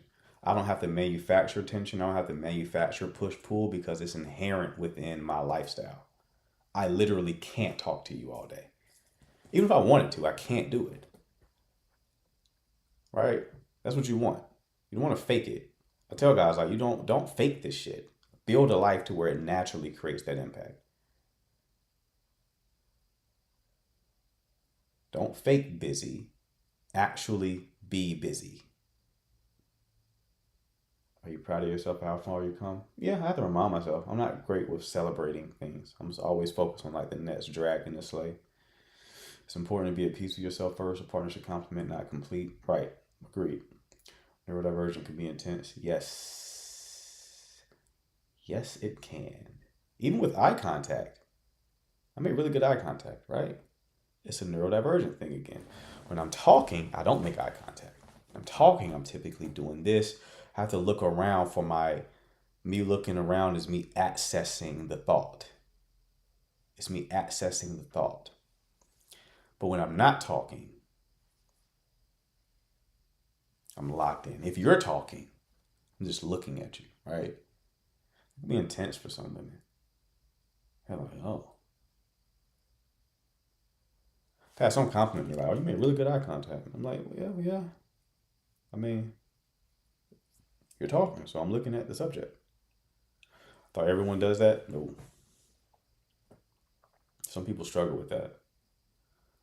Do thinks I'm lying when I do that, like looking around. I had people criticize my videos. They watch my videos. I look around when I'm talking. Well, it was one real popular creator like shit on me for that. He was like, "This guy's crazy. Look how he's looking around when he's talking." I'm like, "Bro, I'm accessing my words. Like this is a typical neurodivergent thing." Guess I was thinking about the eye contact piece today, right? I mean, I'm just diagnosed without the actual test. I look up, right? Yeah. So, there was an interesting thing that I discovered when I started taking ADHD medication. I became even more socially skilled, which is something because I'm already elite with social skills. Bro, how the fuck do you know all this? I don't know, bro. It's God given. Scott, you want to know why I'm so good with this information? It's not that I know a lot. I know good information when I come across it, and I know bullshit when I come across it. Most people aren't like that. They just read anything. This is a good book. And I look at the book, and that's not a good book. It's a bad book. All right? I'm really good at separating signal from noise, quality from low quality, with everything, really, but like, especially with information. So that just has compounded over the years of me reading the best information and knowing the precise people to listen to for well over a decade. And you're just seeing the back end of all that work. What was I saying before that? I lost train of thought. ADHD medication. So I realized I became better socially, became more social skilled socially. Again, if the right woman came along, everything you're saying would go out the window. No, I've met the right woman a couple of times. How do you know I haven't met the right one now? How do you know I'm not hopping on a call as soon as I get off live? How do you know I'm not hopping in my car the moment I say goodbye to y'all?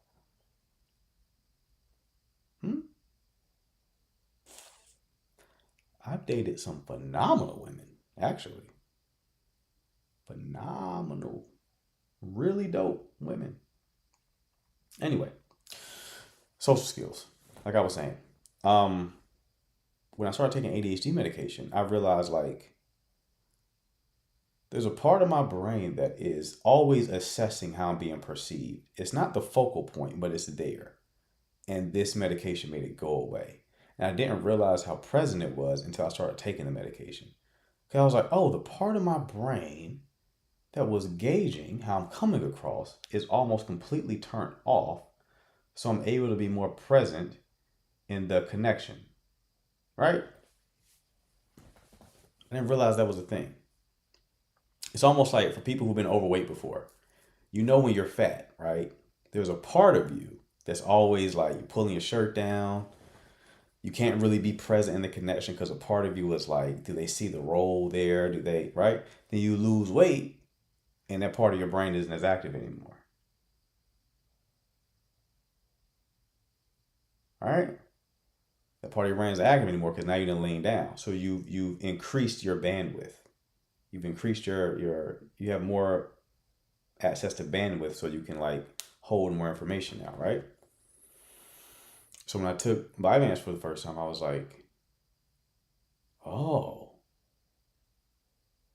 I can really lock in with a person now because I'm not thinking about me at all. I'm just literally in this experience with you. Way more present. And I was already present, but now I'm like present times 10. But apparently that wasn't like a long-term benefit. Kiana, relax. I was wondering when people were going to notice that, but I need you to relax. You're not supposed to share that information. When you stand us up, I just be thinking you outside. I gotta have a life too, right? What meds you take for ADHD? I take the generic Vyvanse.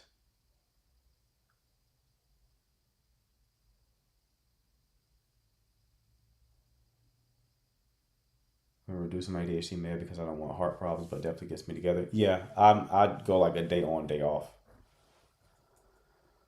so I don't become too dependent on it.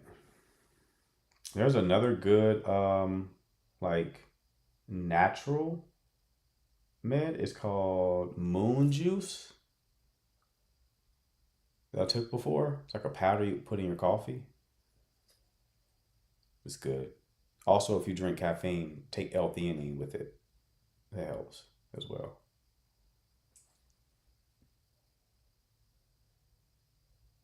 I took it in college and got addicted, sadly.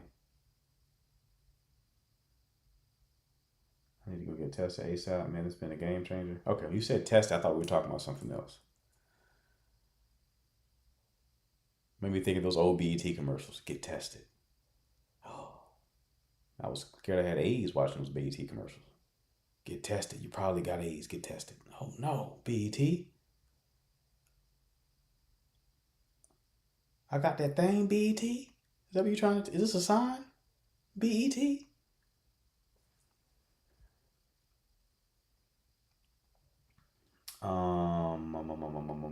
Let me see. I'm on 30 milligrams. Ashwagandha helps slightly. Ashwagandha didn't really help me like that. Yeah, I take magnesium with the medication. I take magnesium and L-theanine with it. And I eat like a protein heavy meal with it to like slow the release. And then when I get a crash, I hit the gym. So when I feel a crash coming, I go to the gym. I go to the gym around 6 p.m. and that gives me another boost. Peptides help too. What peptides help with ADHD? Put me on game. I'm no stranger to peptides, but for ADHD, I never heard of them. No, you know what? I took ipamorelin and CJC. My doctor had me on both of those. I don't know if it helped with my ADHD, but it did make brain fog go away. Brain fog went away almost instantaneously. Magnesium glycinate helps a lot. Yes. Guys, also with magnesium, I used to work for a company that was like focused on hormonal health for men. Let me tell you something. You're supposed to have morning wood every day. Every morning, you're supposed to be stiff. If you're not stiff, normally indicates some sort of issue, either with circulation or hormonal levels, right? Take some magnesium. Get your testosterone right. Magnesium. What's the other one?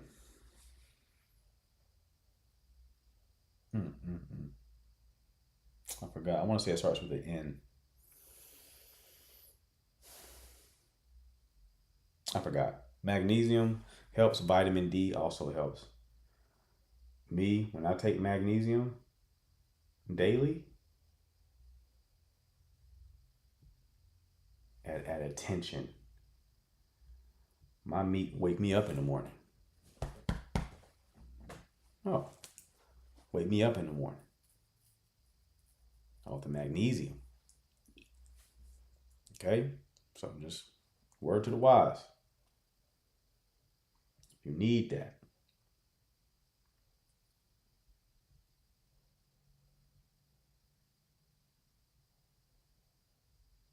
I'm 5'2", and that's what they prescribed me. Thought something was wrong with my man. Magnesium, fenugreek, and citric fruits.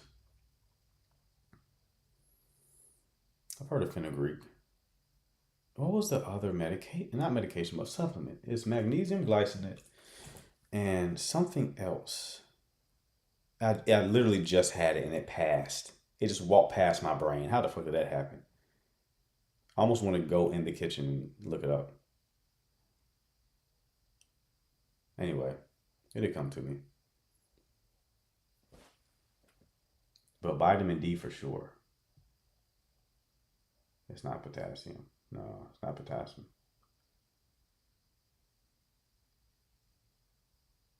Yeah, maca root is great for libido. No, it's not niacin. What is it's something that boosts your immune system.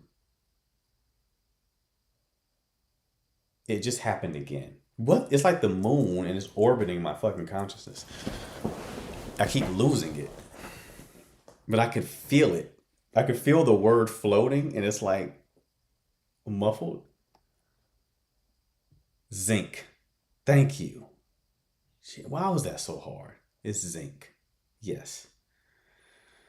Magnesium, zinc, and vitamin D was like the holy trinity at that company I worked for.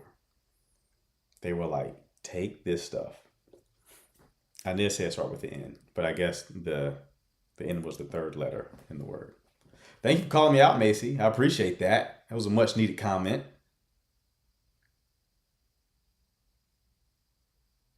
But yes, zinc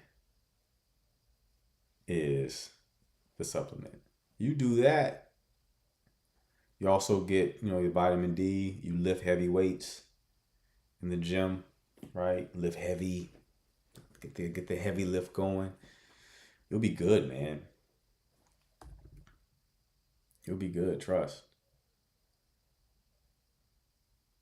Some of your diet also isn't like super trash.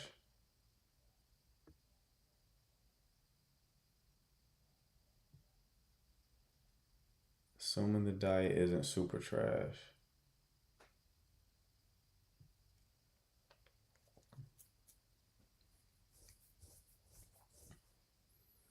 Yeah, I wasn't saying like to boost your immune system. I was just saying that zinc is known to boost your immune system. We were talking about like supplementation that it boosts your hormone. So for men, testosterone. Okay, we might have time for one more call. Let me see. See if Shorty is still waiting.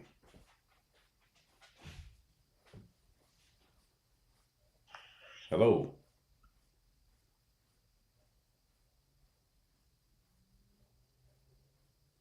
Hello. All right, Moss, let's get her down.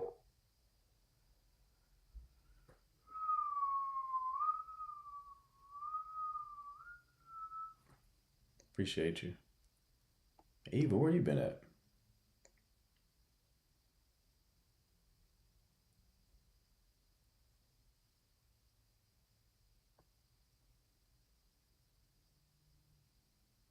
Where to connect with new women in today's age?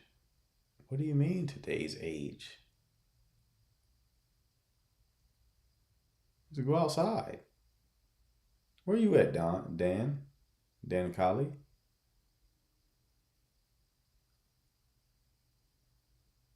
Women are quite literally everywhere. What do you mean today's age?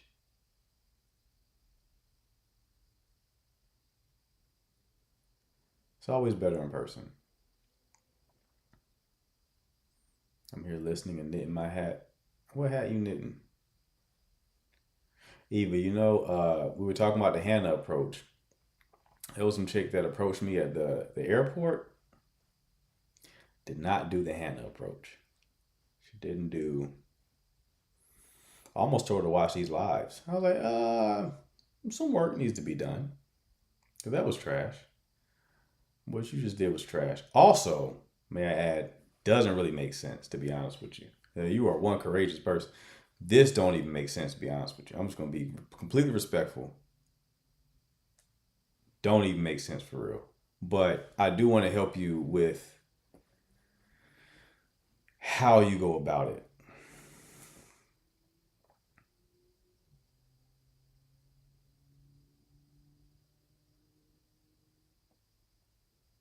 No, I didn't say that. No. No, I didn't say that to her. I'm just joking. She did approach, but it was all good.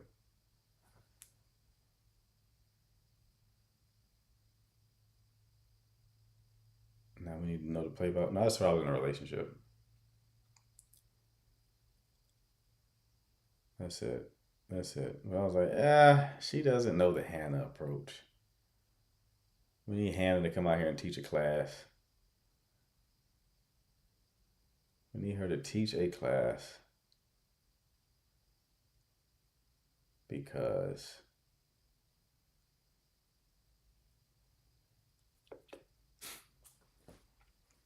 No, it wasn't that bad. She had said she was walking to like her seat and she was like, "Oh, I end up in the same. We end up in the same seat again together, the same seating section." I was like, "We were in the same seating section. I didn't know I sat with you already." She was like, "Yeah, it was on the other flight." But I was being kind of standoffish. I was tired, but I'm awake now. I said, "Oh, what the fuck is that supposed to mean?" And she was like, "Yeah, I knew it was you. 'Cause I recognize your head." And I was like, "Yeah, it is a memorable head." She said, "Ha ha ha ha ha, you crazy." I said, "Uh-oh." There was like an Indian guy sitting beside me. He was trying to like change seats to sit closer with his family. I was like, "Fuck your family. You staying right there. Don't you move a muscle." We playing red light, green light, red light. Huh? Sit your ass down. No moving. You're right there. His wife tried to call her. I put my finger on her lip. Shh. Hmm? Mm-mm. He's good right here. He's good right here. So then she told me, she was like, she got right to the point too. When she sat down, I guess she picked up on the fact I wasn't like continuing the conversation. She was like, so I noticed you don't have a ring on your finger, so I think we should be friends.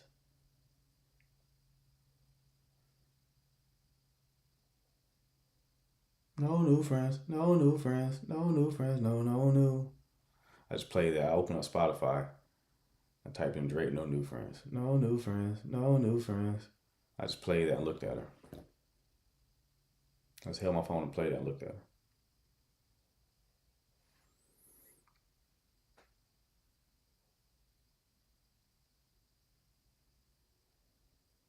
And she got the hint eventually. Around verse 2, that's when it really clicked. Verse 2, no new friends, that's when she was like, oh yeah. I knew we'd get there. I don't know about a woman approaching the man. That would have worked if she was your type. If she was my type, she wouldn't have got the chance. I would have already worked on that. Here's the problem. It wasn't a bad approach. She fumbled it at the end. The first part was good enough. Right? With the Hannah approach, you do the first part of that. Talking about how we're in the same seat is all you needed to do. If I was interested, I would have kept the conversation going. I know what you're doing, right? So I was like, okay, yeah. So to your point, if that was my type, then I would have kept it going. I didn't keep it going. She didn't get the hint. So then she just threw the Hail Mary.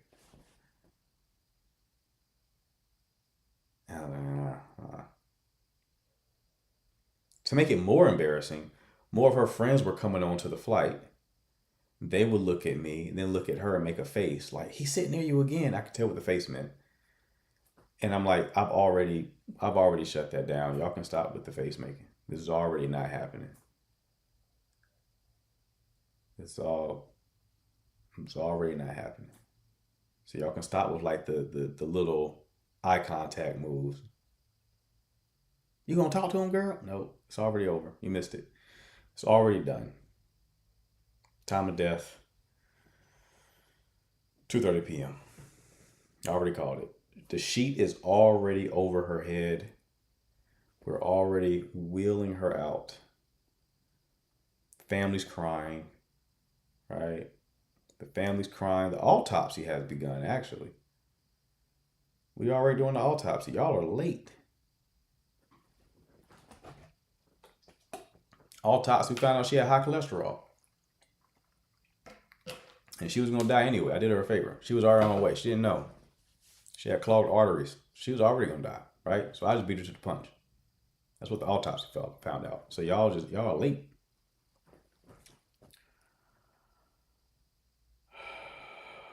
Oh, very, very late. What does CC say?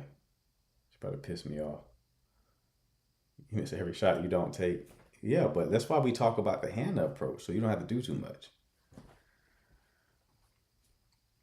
She didn't have to be flat out rejected. She could have just like read the vibe, like, okay, Well, I just made contact with him. And we had like a little exchange, and he did not keep the conversation going, so he must not be interested. So, okay. But I had to reject her in front of the Indian guy. I had to move his head to reject her because he was in between us. She's like, we should be friends. I said, no, I can't do it.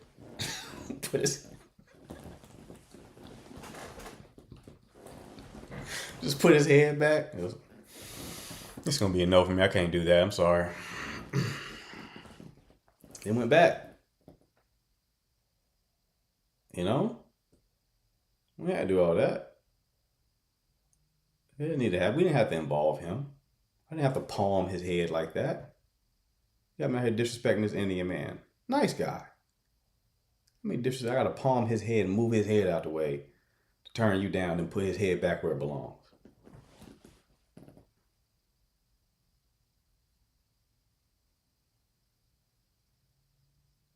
Now we got to sit awkwardly next to each other for 4 hours.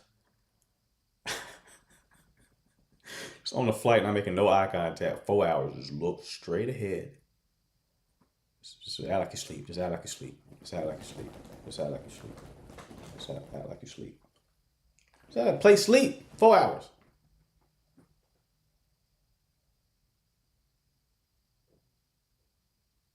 I want to look out the window and shit, but I can't look out the window because I'm making eye contact with you. So now I got to miss the clouds. I can't even take my cloud photo and post on IG and flex on people. I'm in the sky, bitch. What y'all doing? Y'all on the ground? I'm in the sky. I'm on the sky looking down at you. Right? Like, can't even do that. Because to do that, I got to move his head again. And she was like, well, I definitely respect that. I don't care if you didn't. This is done. I don't care if you respect that. It was over with. Anyway, so ladies, don't do that. Never heard of a man faking a relationship? Yeah, we do that. We do that. Wait, what is her age range? I don't know. I'm not saying anything because I already had somebody on my live yesterday asking was I at the airport, and I'm like, the world is entirely too small. I told y'all they gotta recognize me at Target. I thought he was gay. I was in Target shopping. There was a dude just staring at me who worked there. I don't know, why is the guy staring at me? I'm like, normally when that happens, the guy's gay. The guy's gay, right? Anyway. So he's like at the self-checkout, he's just standing there, he's working there, he keeps staring at me. I'm like, I gotta get closer to him to check out. Hopefully he doesn't hit on me. Because I got my loafers on, I can't fight in these, right? So, I'm too slippery. Anyway, he just recognized me. He just recognized me, yeah. Oh, you the guy who, don't you talk about like dating and relationships on TikTok? Like, oh, thank God. Thank heavens. Yes, I do. Thought you were one of these cheeks for a second. I was definitely not comfortable with the eye contact you were making. You could have just waited till I got here. You didn't have to stare me down for like 6 customers until I got closer to you and asked that question. You also could have just walked up to me and asked the question.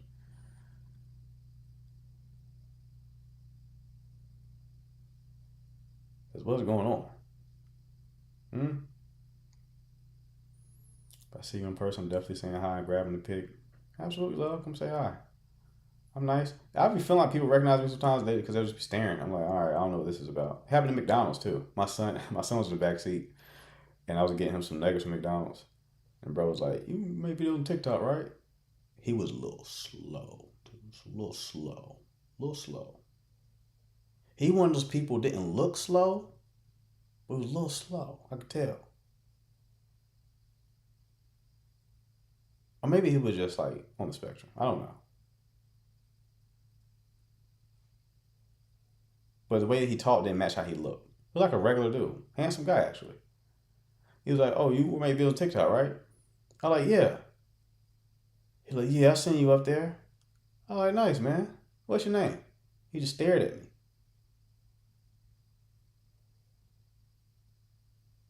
What's your name? He was like, you had the nuggets with the Sprite? Yeah, I had the nuggets with the Sprite. You gonna hand that to me now? There you go, bro. I'm like, all right. And he just dapped me up at the window. And I was like, okay, take care. I drove off. I said, whoa, that was weird. That was a weird situation. The McDonald's connection makes sense now for sure. But that was weird.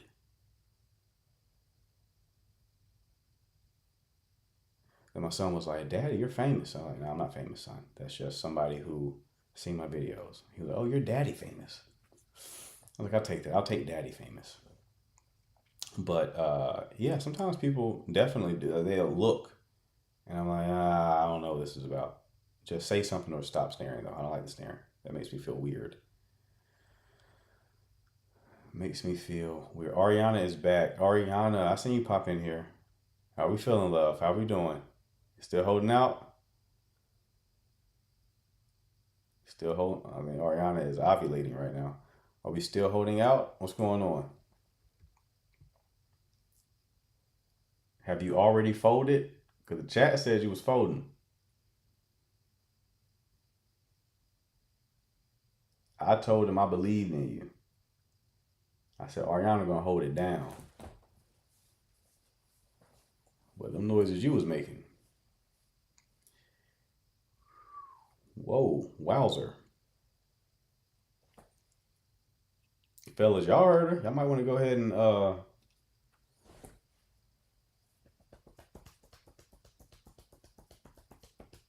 might want to go ahead and shoot that shot. Ariana, where you located again? You're like on the West Coast, right? Aren't you in Seattle? Maybe he wanted to ask a question but didn't know how. Possibly. I don't think so, though. I know slowness when I see it. In Oregon. Okay, let me bring up the map again. Geography is my strong suit. For y'all who think I'm good at everything, I'm not good with geography. Oregon. Okay, so you're all on the West Coast. Why are you in Oregon? What is in Oregon?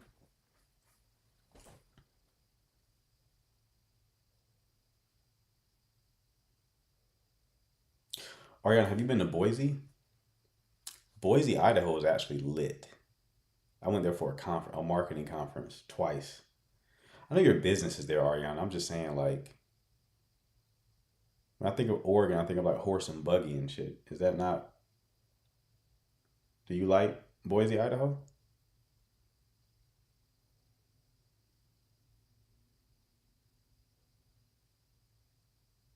What did you like about Boise? I just like the views. You know, it's in a valley. So I just like seeing, like, being surrounded by mountains. I feel like it's hard to be depressed in a place that like looks like that. It's also very walkable. I like walkable cities.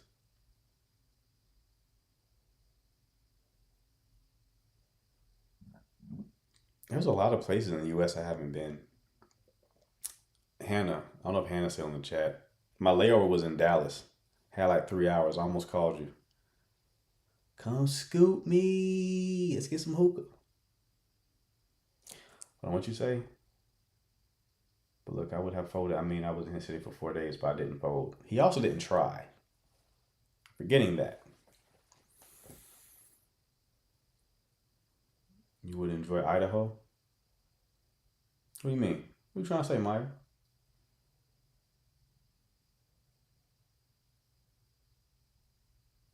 How are you saying that? I can't read into your tone. Are you saying like, because I went to Boise, Idaho, and I did enjoy it? Are you saying you would? Like, you would enjoy it? Is the would being emphasized? I'm trying to read your tone.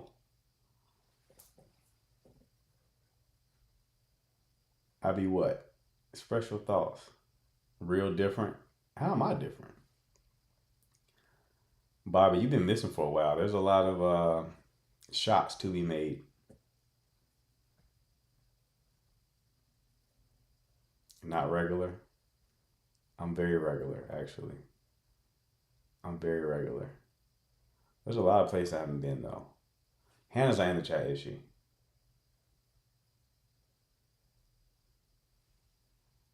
I've not been to Arizona or New Mexico.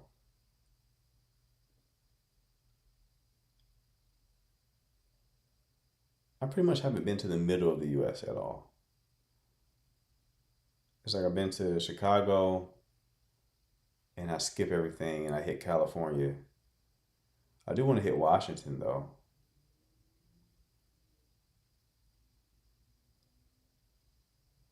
Should like a road trip to meet all of y'all. Have you been to Houston? I've not been to Houston. I've not been to Houston at all. I've only been to Austin. Yeah, I've been to New York. I'm not the biggest fan of New York.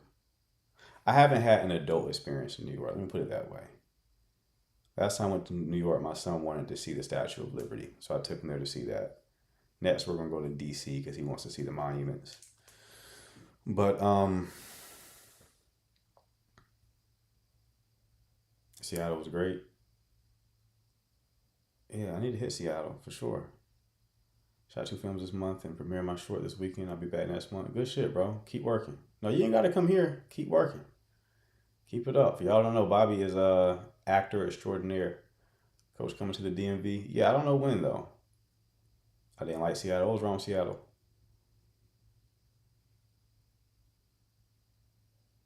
I'm in North Carolina. There wasn't much to do. Okay. I'm just trying to eat, to be honest with you. Eat, hit a few museums, grab a drink. We should plan to meet up in Dallas. I'm down for that. Who else is in Dallas? I know Hannah's in Dallas. I've been telling Hannah for a long time I'm going to have to go link up with her, but it just hasn't happened yet. I didn't expect to take the last trip I took.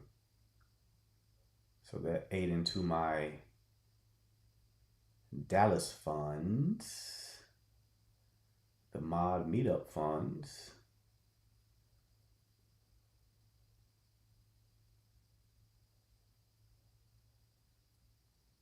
Y'all all in Dallas. We need to have like a meetup then. What is Danny spamming? He said we should meet up in Dallas multiple times. Okay. You spamming that? I'm in ATL. I'm in Dallas. Okay. Atlanta. I haven't been to Atlanta I'm not far from Atlanta, but I haven't been there in years. Last time I was in Atlanta, actually, when was the last time I was in Atlanta? I haven't had a reason to go. I don't think I've been to Atlanta as an adult, to be honest with you. I was like 17.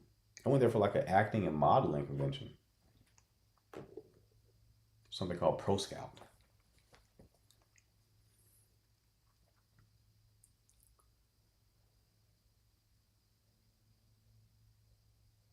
No, a road trip to Dallas is too far. Not from North Carolina.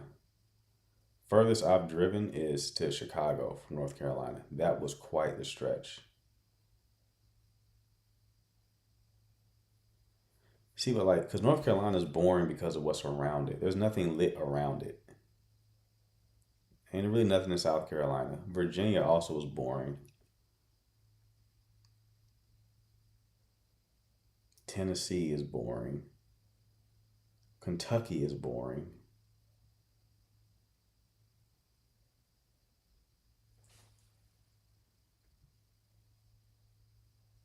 Your people's in Carolina?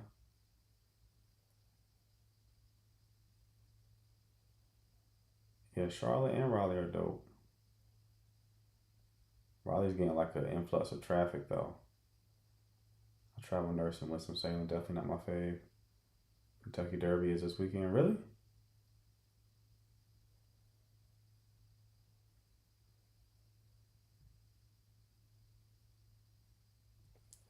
Yeah, so it's a boring place. But yeah, in the middle of the US, I haven't really been. I've been in like the extremes, the coasts. I do want to explore Texas though. I haven't really explored Texas. One of my white homies was having his bachelor party in Austin. Austin was like a letdown. I'm like, the Austin is not Not really much here. We talk like it's a big game, but come on back to ATL then. Time for another visit. I might hit ATL at some point in the near future.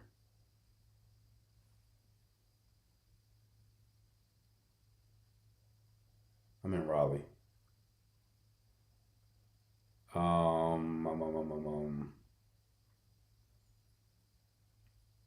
Yeah.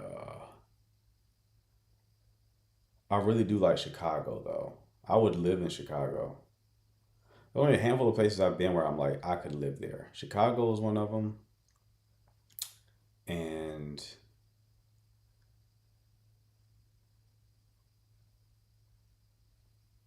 LA.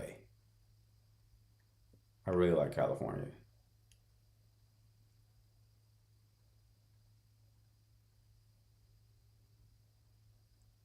Don't do it. Don't do what?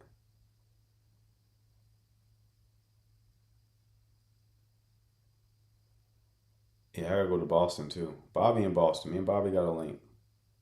I ain't never been to Boston. I like Asheville. Asheville's cool. Florida's the best state. I lived in Florida for a year. I lived in Satellite Beach and I also lived in Melbourne, Florida. Melbourne was trash. Satellite Beach, though. I was in LA not too long ago, Nids. Satellite Beach is it's cool. Satellite Beach is cool. But Melbourne was trash. I had to get up out of there. I had to get up out of there for sure.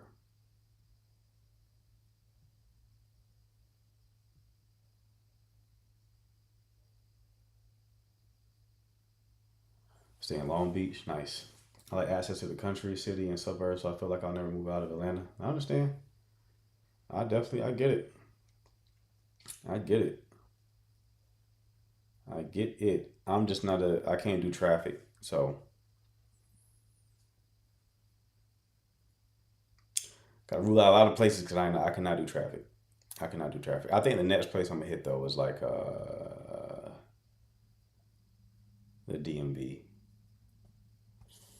More than likely. Well, technically Florida, because I got that speech to give next month. So I'll be in Miami next month. Can you believe these motherfuckers? I'm going to Florida. They're flying me out for one day. So they fly me out to Fort Lauderdale. And I'm driving from Fort Lauderdale to Miami. Getting the hotel. Giving the speech. Going back to the hotel. Going to sleep. And catching the flight. No, driving back to Fort Lauderdale. Catching the flight. Coming back home.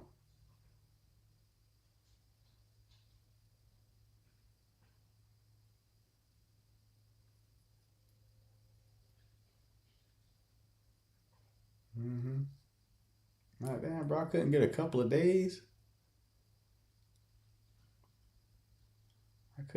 I'm going to give the best speech out of everybody y'all got there. I'm going to be honest with you.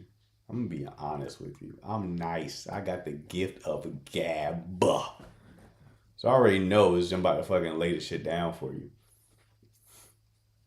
Just have Ebony pick you up. You funny, CC. Ha ha ha ha. Ha ha ha ha. Prepare for traffic. You can do a lot with that short time frame. Really? I got a speech though. I can do a speech, I gotta do a meet and greet, I gotta do a Q&A. How far is Fort Lauderdale from Miami? Live streaming the speech? Yeah, I don't know. Maybe. We broke up 2 weeks ago. She still loves me, but broke up with me in no contact in the moment. What should I do? How do you know she still loves you, Jake? See, I'm very confident about that. How do you know? Let me ask you this way. Is she still in love with you?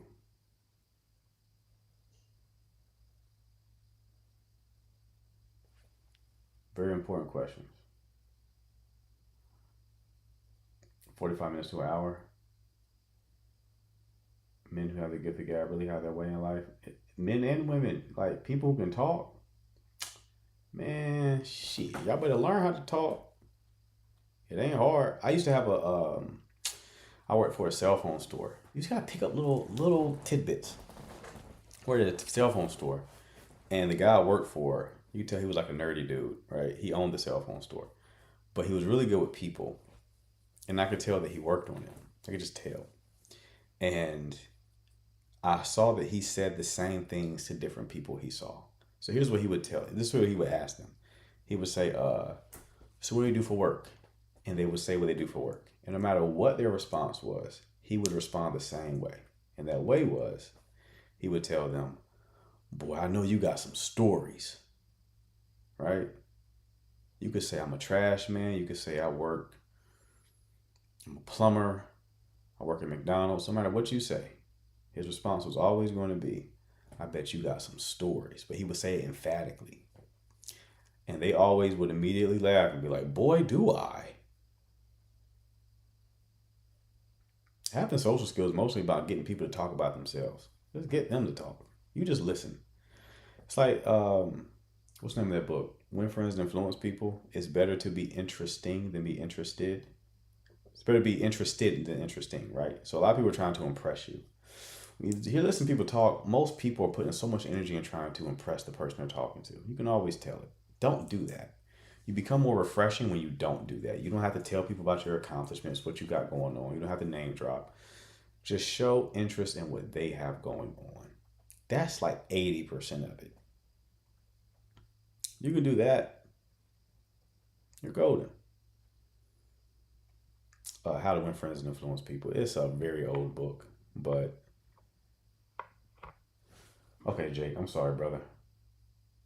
She ended things because stress and mental health. What did she say? Why did she say she ended things?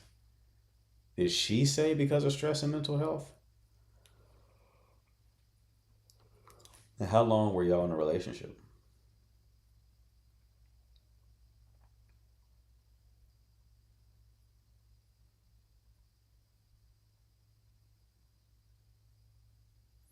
Make the person you're talking to feel like the most interesting person in the world in that moment? Yes. Yeah, Bill Clinton was really good at that, by the way. He used to keep a note card with people's like details about them on it. So when he saw them again, how's Johnny in his baseball team doing? Right? He don't give a fuck about Johnny. He just wrote down Johnny plays baseball. So when he saw you again, he can ask about a little motherfucker. But people were like, oh my God, you remember Johnny? I did. Vote for me. Yeah, was together for 2 years, bro. All right.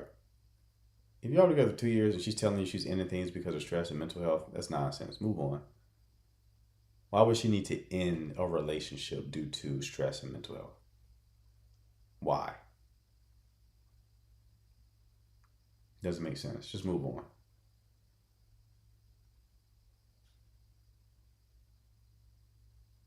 As hard as that is, just move on.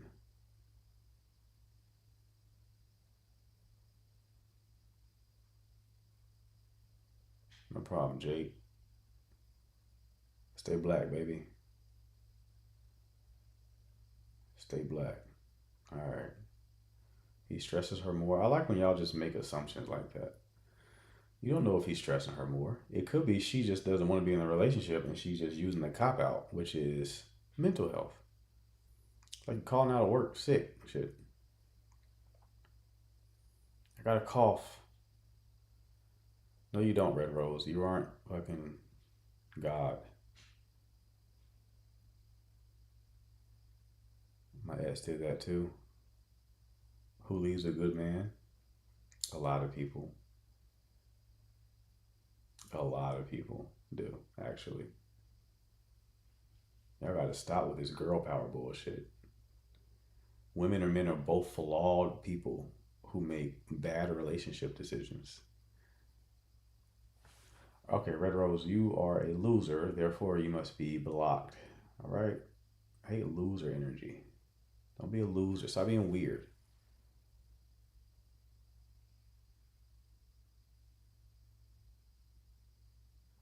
I'm kind of in the same boat, but what do you do if she says she doesn't want you to be on the what? Finish your comment, Bucko. Receiving end of stress. I'm kind of in the same boat, but what do you do if she says she doesn't want you to be on the receiving end of stress? I'm confused as to what that means. She doesn't want you to be on the receiving end of stress.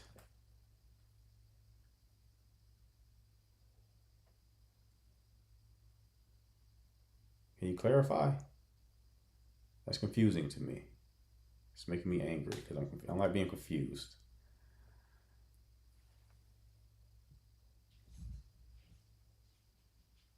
Some good men don't have the it factor. Exactly. Right. They don't have the spark. They're good on paper. They treat you well. They don't have the spark. So it's like, I can't really stick for this.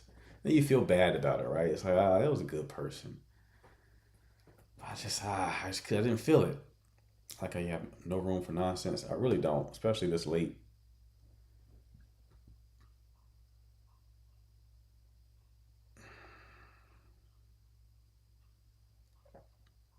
I guess burdened by it? What do you mean? Like, what if she doesn't want to take everything out on you?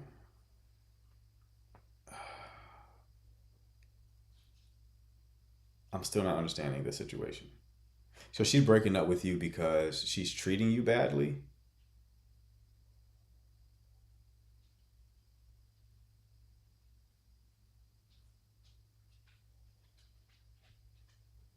We gotta stop treating us women like we can do no wrong. We are flawed as well. Right.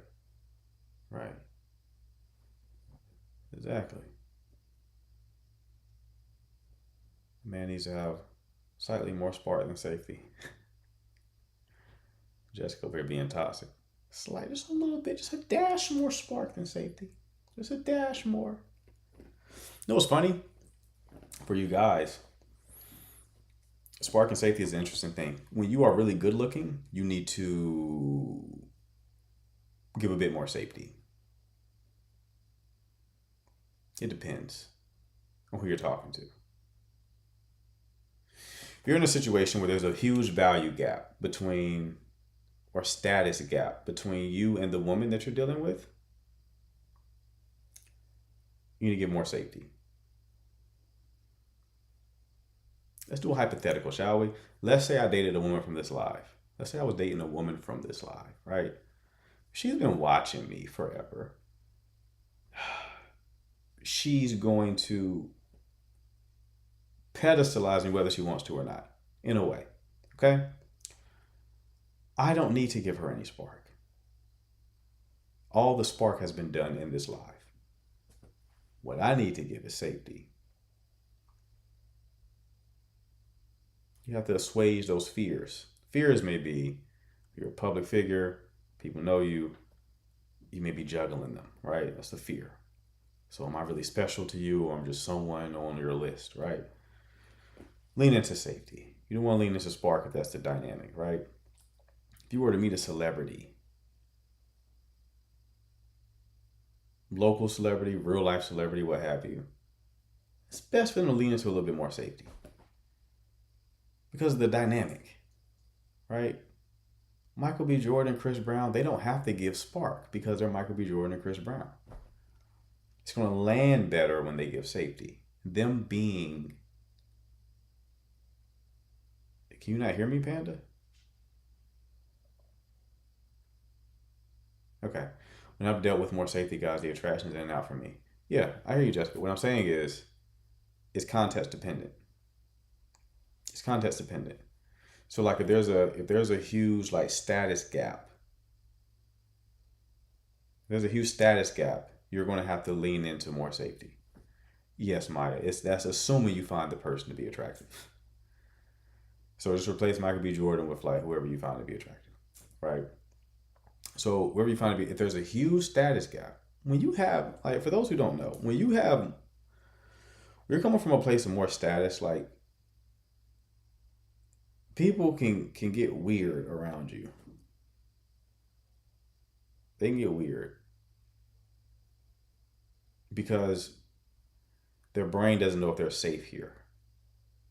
Because the status is the difference in status is. You ever seen like the CEO just walk into the room and how that makes people shift their energy? Even if they're not doing anything wrong, it's like you just kind of get, it just changes the energy.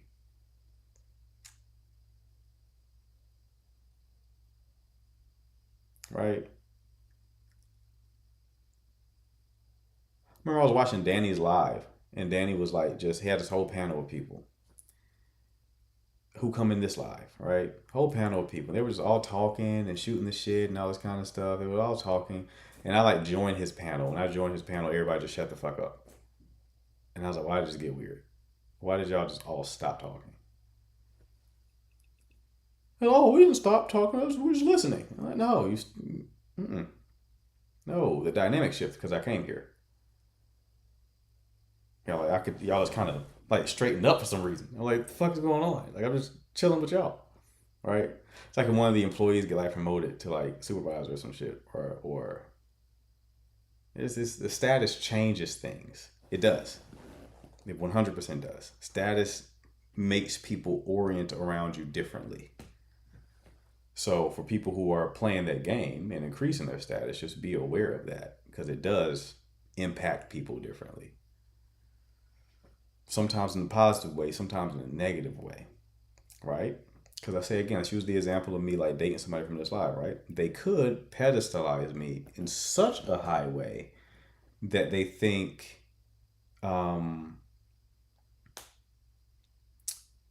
the actual experience of me is let down because they've created such a fantasy of who I am in their head. This is why celebrities can't date regular people. Like, women want Drake. They don't want Aubrey. They want Drake. They think they're getting Drake. They really get Aubrey. And I'm like, I don't want Aubrey, though. I want Hotline Blink guy. I want that guy. Right? Where's he at? It's a different thing. So it's like pros and cons to it. Iceman about to be lit, first of all. I can't wait till the 15th. I wish I could go to sleep and wake up on the 15th. That's what I wish I can do. Iceman's about to be phenomenal. Fuck out of here, CJ. Aubrey and Drake both lame. Come on. Come on.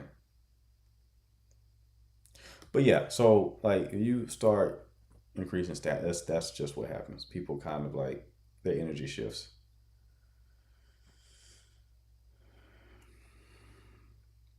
Your energy shifts.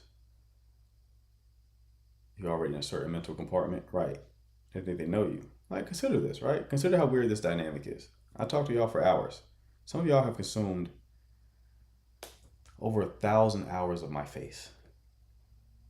Like, doing it, right? like an actual celebrity. We just talking about like a little TikTok shit, a little social media shit, right? But like that has an impact. And me loving psychology, I could love thinking about that kind of stuff. Like, okay, how does that work, right? So when I close my mind, I think about like a real celebrity experience, which is like 1,000x of what I'm experiencing. It will make sense why it's hard for them to find people. Right? It will make sense why Kendrick Lamar would stay with the woman who was his high school sweetheart. It will make sense why someone like Drake probably can't really find somebody for real. Because how are you supposed to date and find partnership when that dynamic is always at play? It's a very unnatural. That's why they all date the same people. Exactly. That's why people are like, why are they all dating and dealing with it? That's why. Well, they try to date other celebrities, but that don't work because the egos are too big, right? Two people think they're God. So, yeah. It's a double-edged sword. Kendrick literally has an album about how his meth addiction almost broke him up. I low-key don't even believe in meth addiction, to be honest with you. I just think you were cheating. There's a very convenient way to be like, I have no responsibility for this, actually. I'm addicted. Can't help it. Sorry.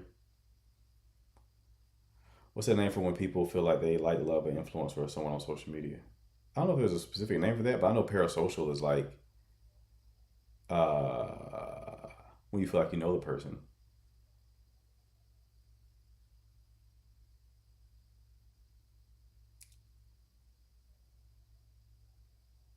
There's people out here that I feel like I know for sure, especially people I talk to. Like if y'all talk in the live a lot, I feel like I know you to a degree. Especially when you call in regularly or we're on Danny's live and we're talking. Like, yeah, I feel like there's a connection. But there are people who watch this live who don't say anything. Look at this, 184 people in here, right? How many people are in the chat? 20 probably. Probably 20 or 30 people actively in the chat.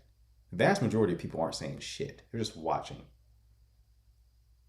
It's like that every live. There's a bunch of people who just watch and they don't say anything. Those are the type of people that's like, it was more parasocial because I don't even know them. I'm not even like engaged. Like Maya's commenting right now. I recognize Maya's face because Maya comments on it. So, okay, I feel like I know her a little bit. There's a lot of people who don't say anything and they just watch. And it's like, I don't have a relationship with them. Would love to, but I don't because they don't engage. So I'm like, that's more where the parasocial is going to come in. Because it's like, I don't even know, I don't even recognize you. Where did you come from? Who are you? I can only see you when you see the number just dip. I just scared a few people off. I'm getting the fuck out of here. I'm caught. He found us, boys. Yeah, said the live. What's up, Mo? I knew when I said that people would either drop or start commenting. I just like to watch. Right? I don't know how you couldn't say anything, too many thoughts, never say anything live after, right? Isn't it crazy how you not say anything? Uh-huh. You think you're intimidating in person? I think. If I'm not talking to you, yes. I don't look friendly in person. If I'm talking to you, I'm not intimidating. If I'm not talking to you, I'm intimidating. I've been told that.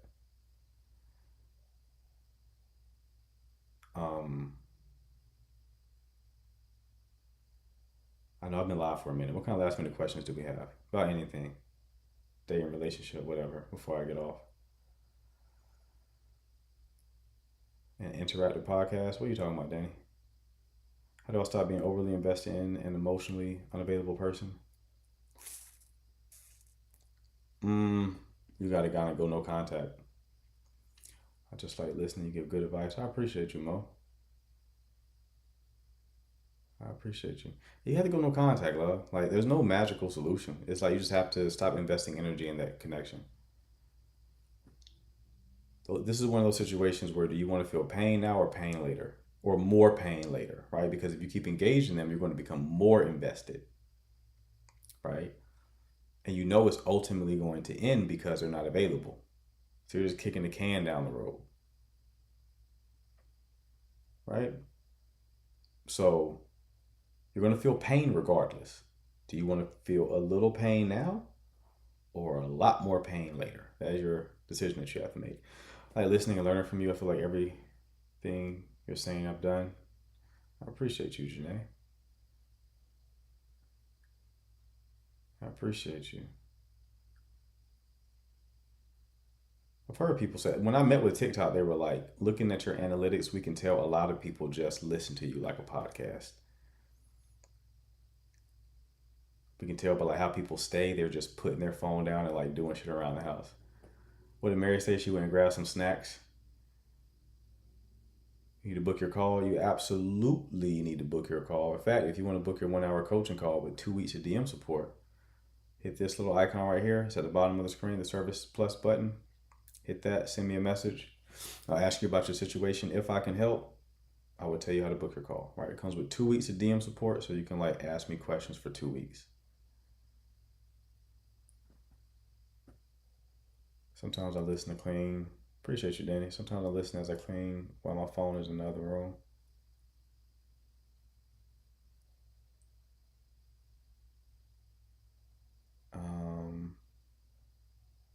I will prep for my show. Money is a bit tight. Don't worry about it, love. Get it when you can. I like listening to you because I knew it wasn't I wasn't doing crazy in my last relationship. Okay. CJ, you're still cleaning? I don't know. I don't think it's gonna get clean, bro. I think your room is clean proof at this point. What we're doing, 2 hours of cleaning? You shared a lot today, makes you more relatable. What specifically makes me more relatable, Jessica? Daytime lives like a podcast to me. Really? So night ones aren't? I feel like the night ones appreciate you, Crystal. I like this. Ooh. I feel like the night ones is more like personality focused. The daytime ones are like more like he has the hard hitting facts.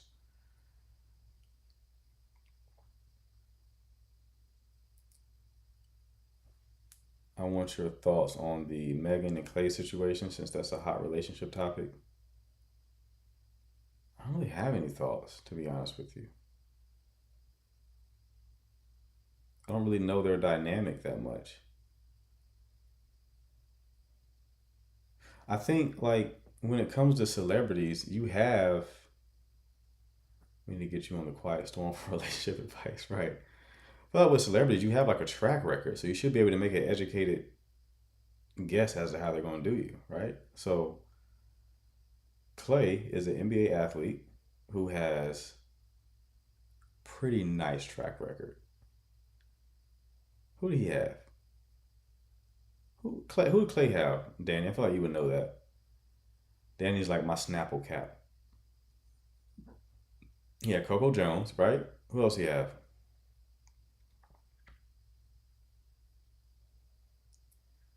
Because Coco Jones is pressure. Who else did he have? Coco Jones. Yeah, Klay Thompson.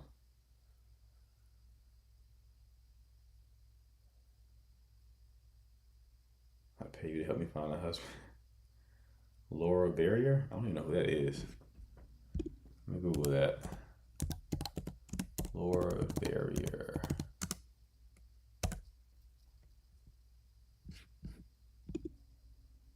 Who is this? A random white lady's private Instagram account just popped up. I don't know who that is.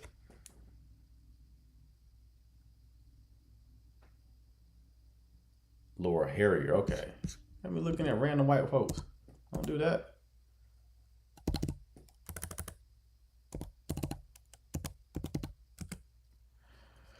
Laura is also bad as a bitch. Hold on, images. She's engaged, isn't she? Isn't this the one that like Miles Morales was pretending like he was with? And she called him a weirdo. Yikes. But she's also kind of a weirdo because she was like being real touchy with Tom Holland. Right? Or did I just make all that up?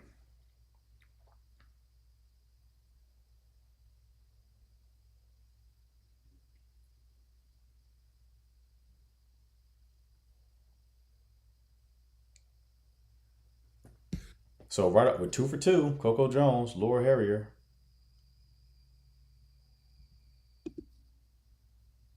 2 for 2. So okay, he's established a track record of linking up with fine shit, right? And then we have Megan Thee Stallion. Her track record. Tory Lanez.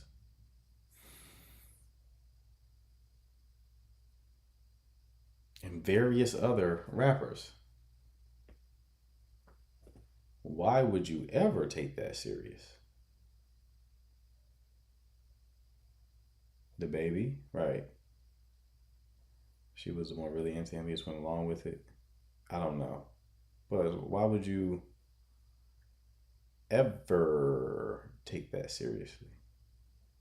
I don't think he did take her serious. I don't think so either. Why do it then? I don't know. But you could hit behind the scenes. If you just wanted to clap cheeks, Meg would have let you, it sounds like. My money is on she would have let you. Why get in the whole relationship? Why is she meeting the fam? Why are we doing all that? Just because we can?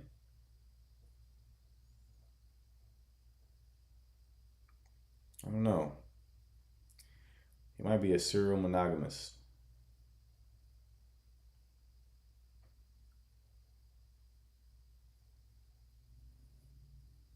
Might be a serial monogamist. Just want to be with someone, enjoy it. Then she said when they ended, he said he doesn't know if he can be monogamous. Probably don't. There was a guy who I was listening to. He was like, you ever hear people when they say like you gotta get it out of your system, right? You gotta get it out of your system. They may even say like, when it comes to like degenerate activity, you gotta get it out of your system. He was like, trust me, you don't get it out of your system. You get it in your system. He said you don't get it out of your system, you get it in your system. Meaning the more you do it, the more it's going to be ingrained, right? A lot of those celebrities, man, cooked, completely cooked. They done fried their systems. Monogamy is out the picture. They just done been with so much. They done did so much. They can't possibly be satisfied with ordinary.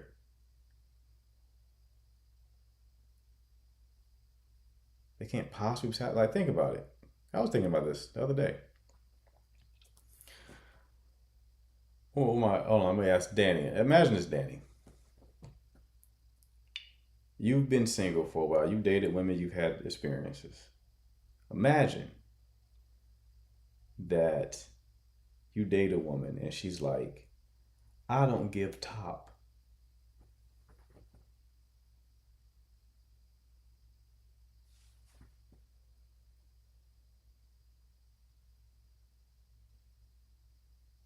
Imagine she says she doesn't give top, Danny. You really like her. You really like her. But she don't give top. What are you doing, Danny? You still here, Danny? What are you doing? Danny, don't you run. No, you're still here. D Money, what are you doing?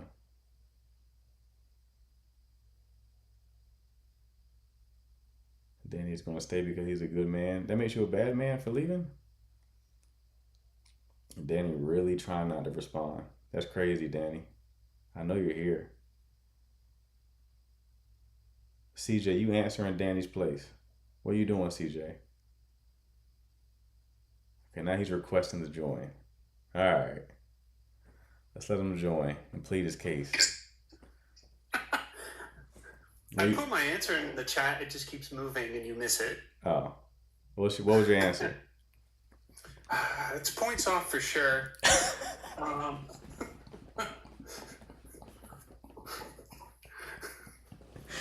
I like how you seriously you're like seriously engaging with the material. You're like, well, it's points off for sure. Got to deduct a few points from that. Yeah, it's definitely affecting her final grade. Right.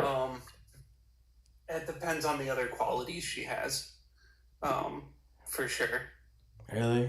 Like what qualities does it depend on? Kind of like how I've talked about some of the other people I've seen, things that I like that you don't come across easily. Obviously, if she's like a cutie patootie with the booty, right. A must requirement. Right.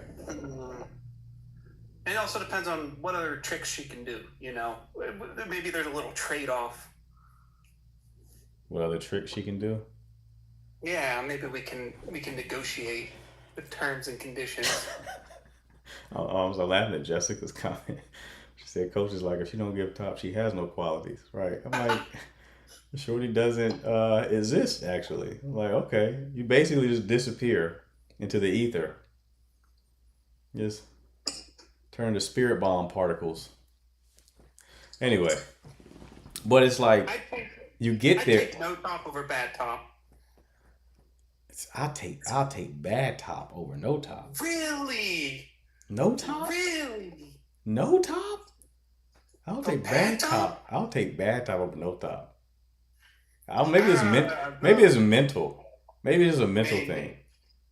Maybe. Maybe it's I don't mental. know. Sometimes it's just going on. I'm like, but just because I feel like bad top, you can. I was gonna say you could train. I used to make a joke where it's like, was making a video when I was doing comedy. I was like, people always say like, oh, well, if she doesn't know how, just teach her.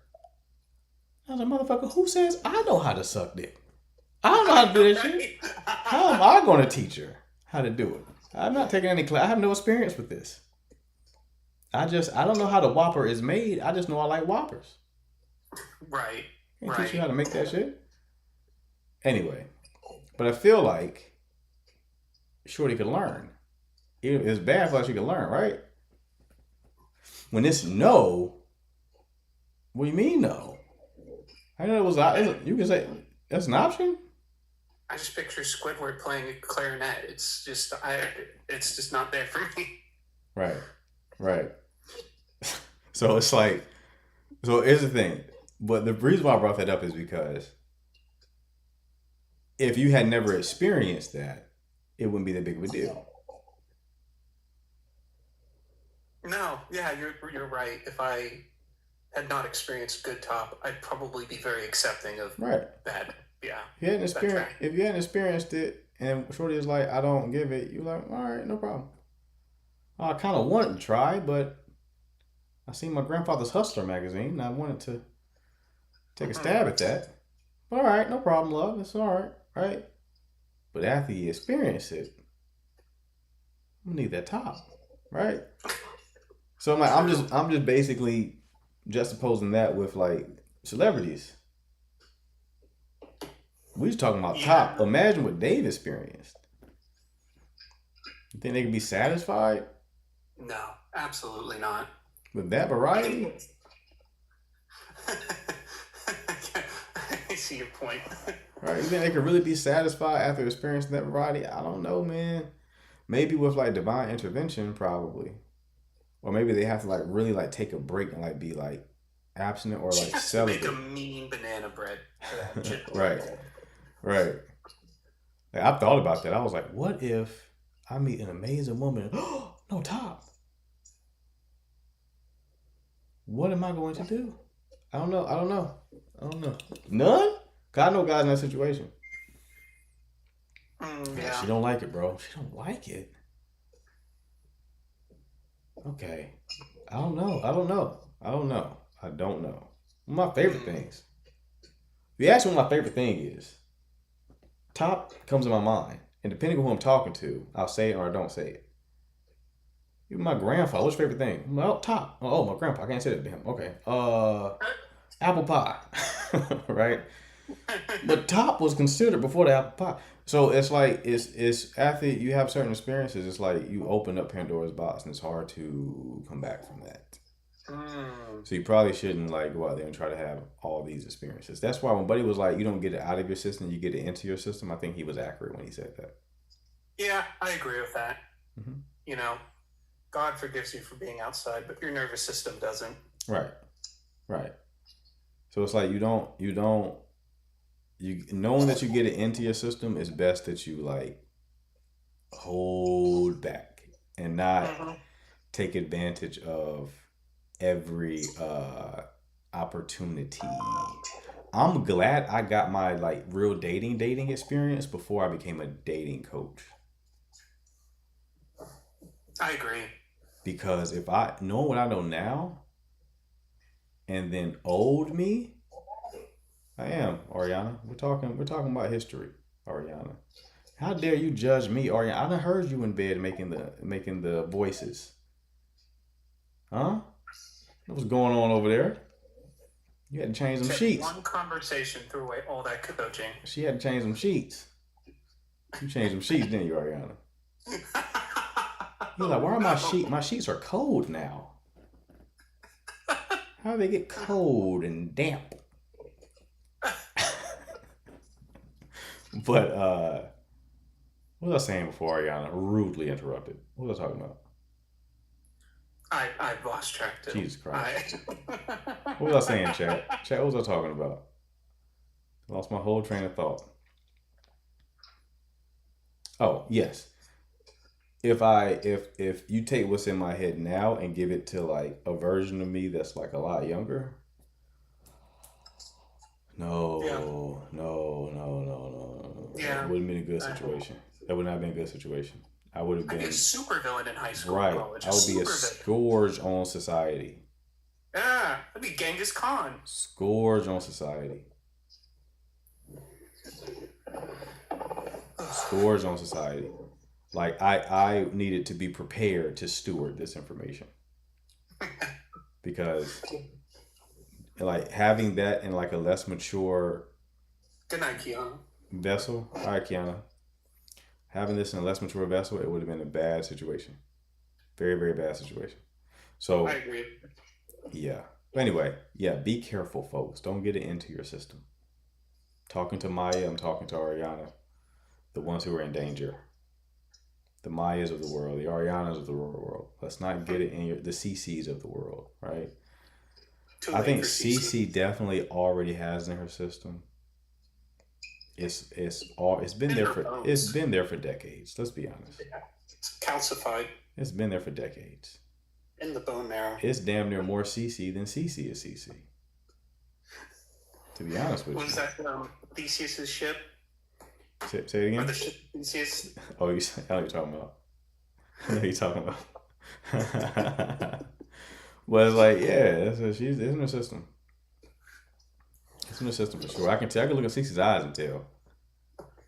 Yeah. It'd be in the eyes. It's in the eyes. It's definitely in Don't the let eyes. those old lady posts fool you. Huh? I said, don't let those old lady posts fool you. I With thought CC. I'd go live for a long time until I met CC. Yeah. I'll be like peeping on TikTok throughout work, and I'm like, she's still online. CC damn near works for TikTok, bro. And I'm like, and then she posts too. She'll post stories.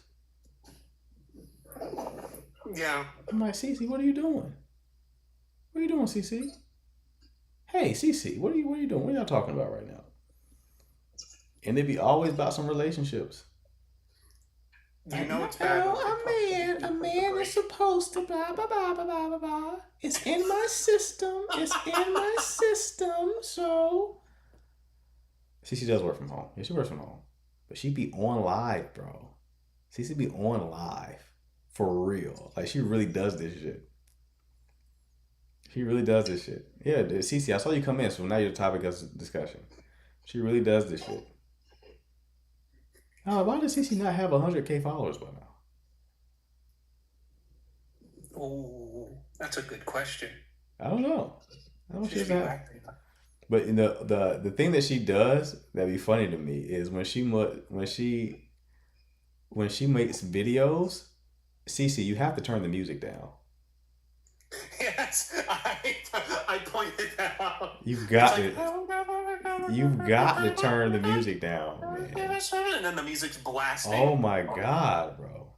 It's like there's a someone's playing the trumpet directly into the phone and you're like 10 paces east. And then today I made banana bread and blah blah blah. All we're hearing is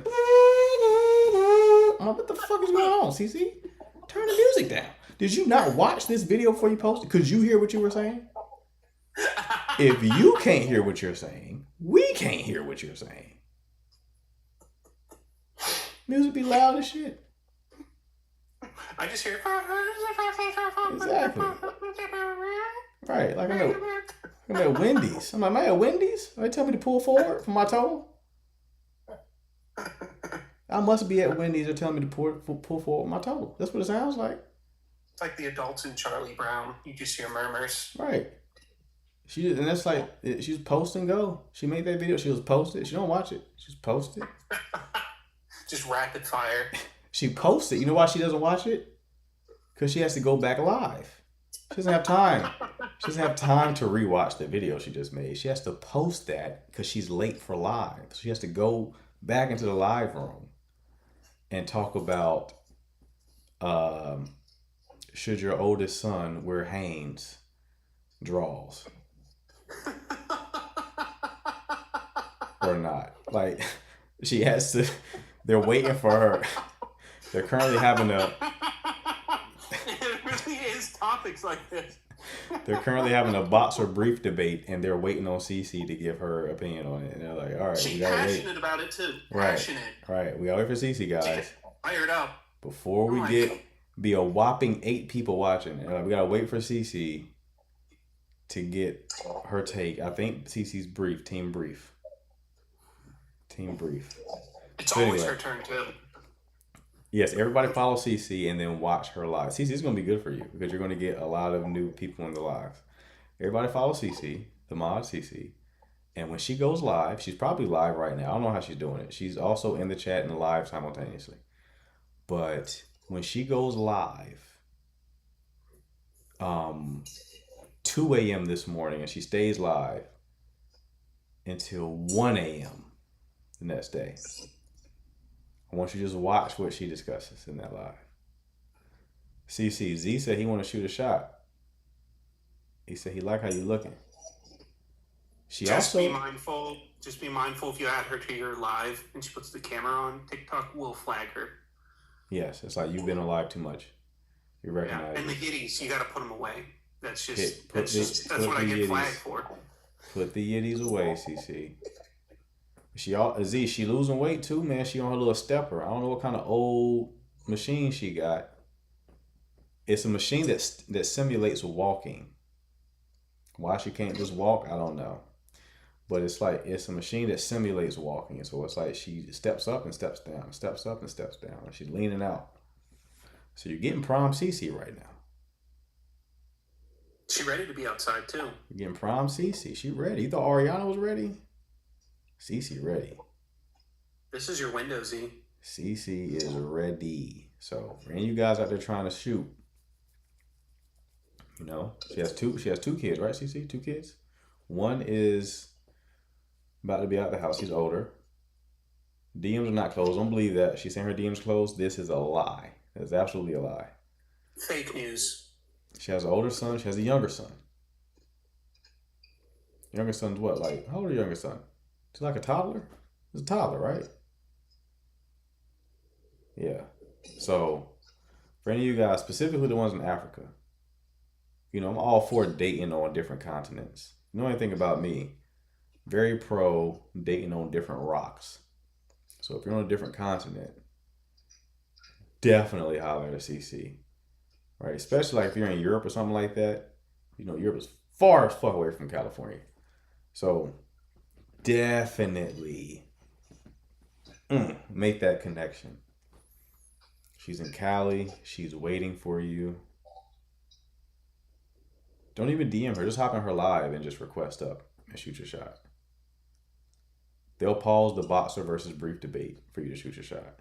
In fact, wear your boxer and briefs to the live. Wear both of them. Show yourself off. Give your take. I have a humpback. Does she? I've never seen it. I'm curious. I've seen shirtless dudes on her live, so definitely that's how you want to show up. That's how she wants to see you. I don't know why that stopped on my processing. Now, does she have a humpback? Let's do some research. Go to CC's page. Does she have a humpback or not? She doesn't. I feel like it might be true. She didn't say it for no reason. She's on my live like every other day. I know, but it's also like, does she stretch? How's her mobility? She's just playing defense. She's on that stepper, but that stepper ain't helping the upper back. CC don't have the best posture. Now I'm thinking about it, CC. We gotta get you checked out. We gotta get you to a gynecologist. We gotta get you to a chiropractor. Gotta get you to a chiropractor ASAP.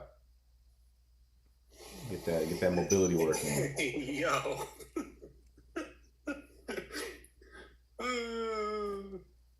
We gotta get it going. I'm cross-eyed. Don't try to actually start saying shit that's not true now. I'm gonna get back to that back. Let's get back to that humpback we talking about, CC. What's going on there? But anyway, and you think that's scaring off these Africans? Bad strategy. Because now they're thinking it's more realistic. Oh, I thought you were pretty, but now humpback, yes. They're like, now it's more of a easy goal. They just trying to get that green card, baby. They're just trying to get that green card. You basically saying like, it'd be easier to get one for me because I got a humpback and I'm cross-eyed. You didn't think this through, honey. Call people honey, you serious. You didn't think this through, honey. I'm poor and live in a box under the 10 freeway. Again, Nice try. who are sugar. you?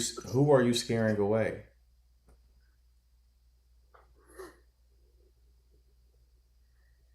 Who are you at? Like, have you not seen these guys? Where? What? Bongoli? What was his name? Bogani. Bogani. Bogani don't give a fuck. Bogani's like, yes, I like all the things you're saying. You're Bogani's poor, saying yes, she can't run away far. right? Like you're poor, you're easier to control. Come on, CC. Have we learned nothing from the live debates? Anyway, it's 12:09, Danny. I'm getting out of here. I've been talking to y'all Alright. forever. If you're new here, make sure to follow. I'll go live daily. I'll be live again tomorrow.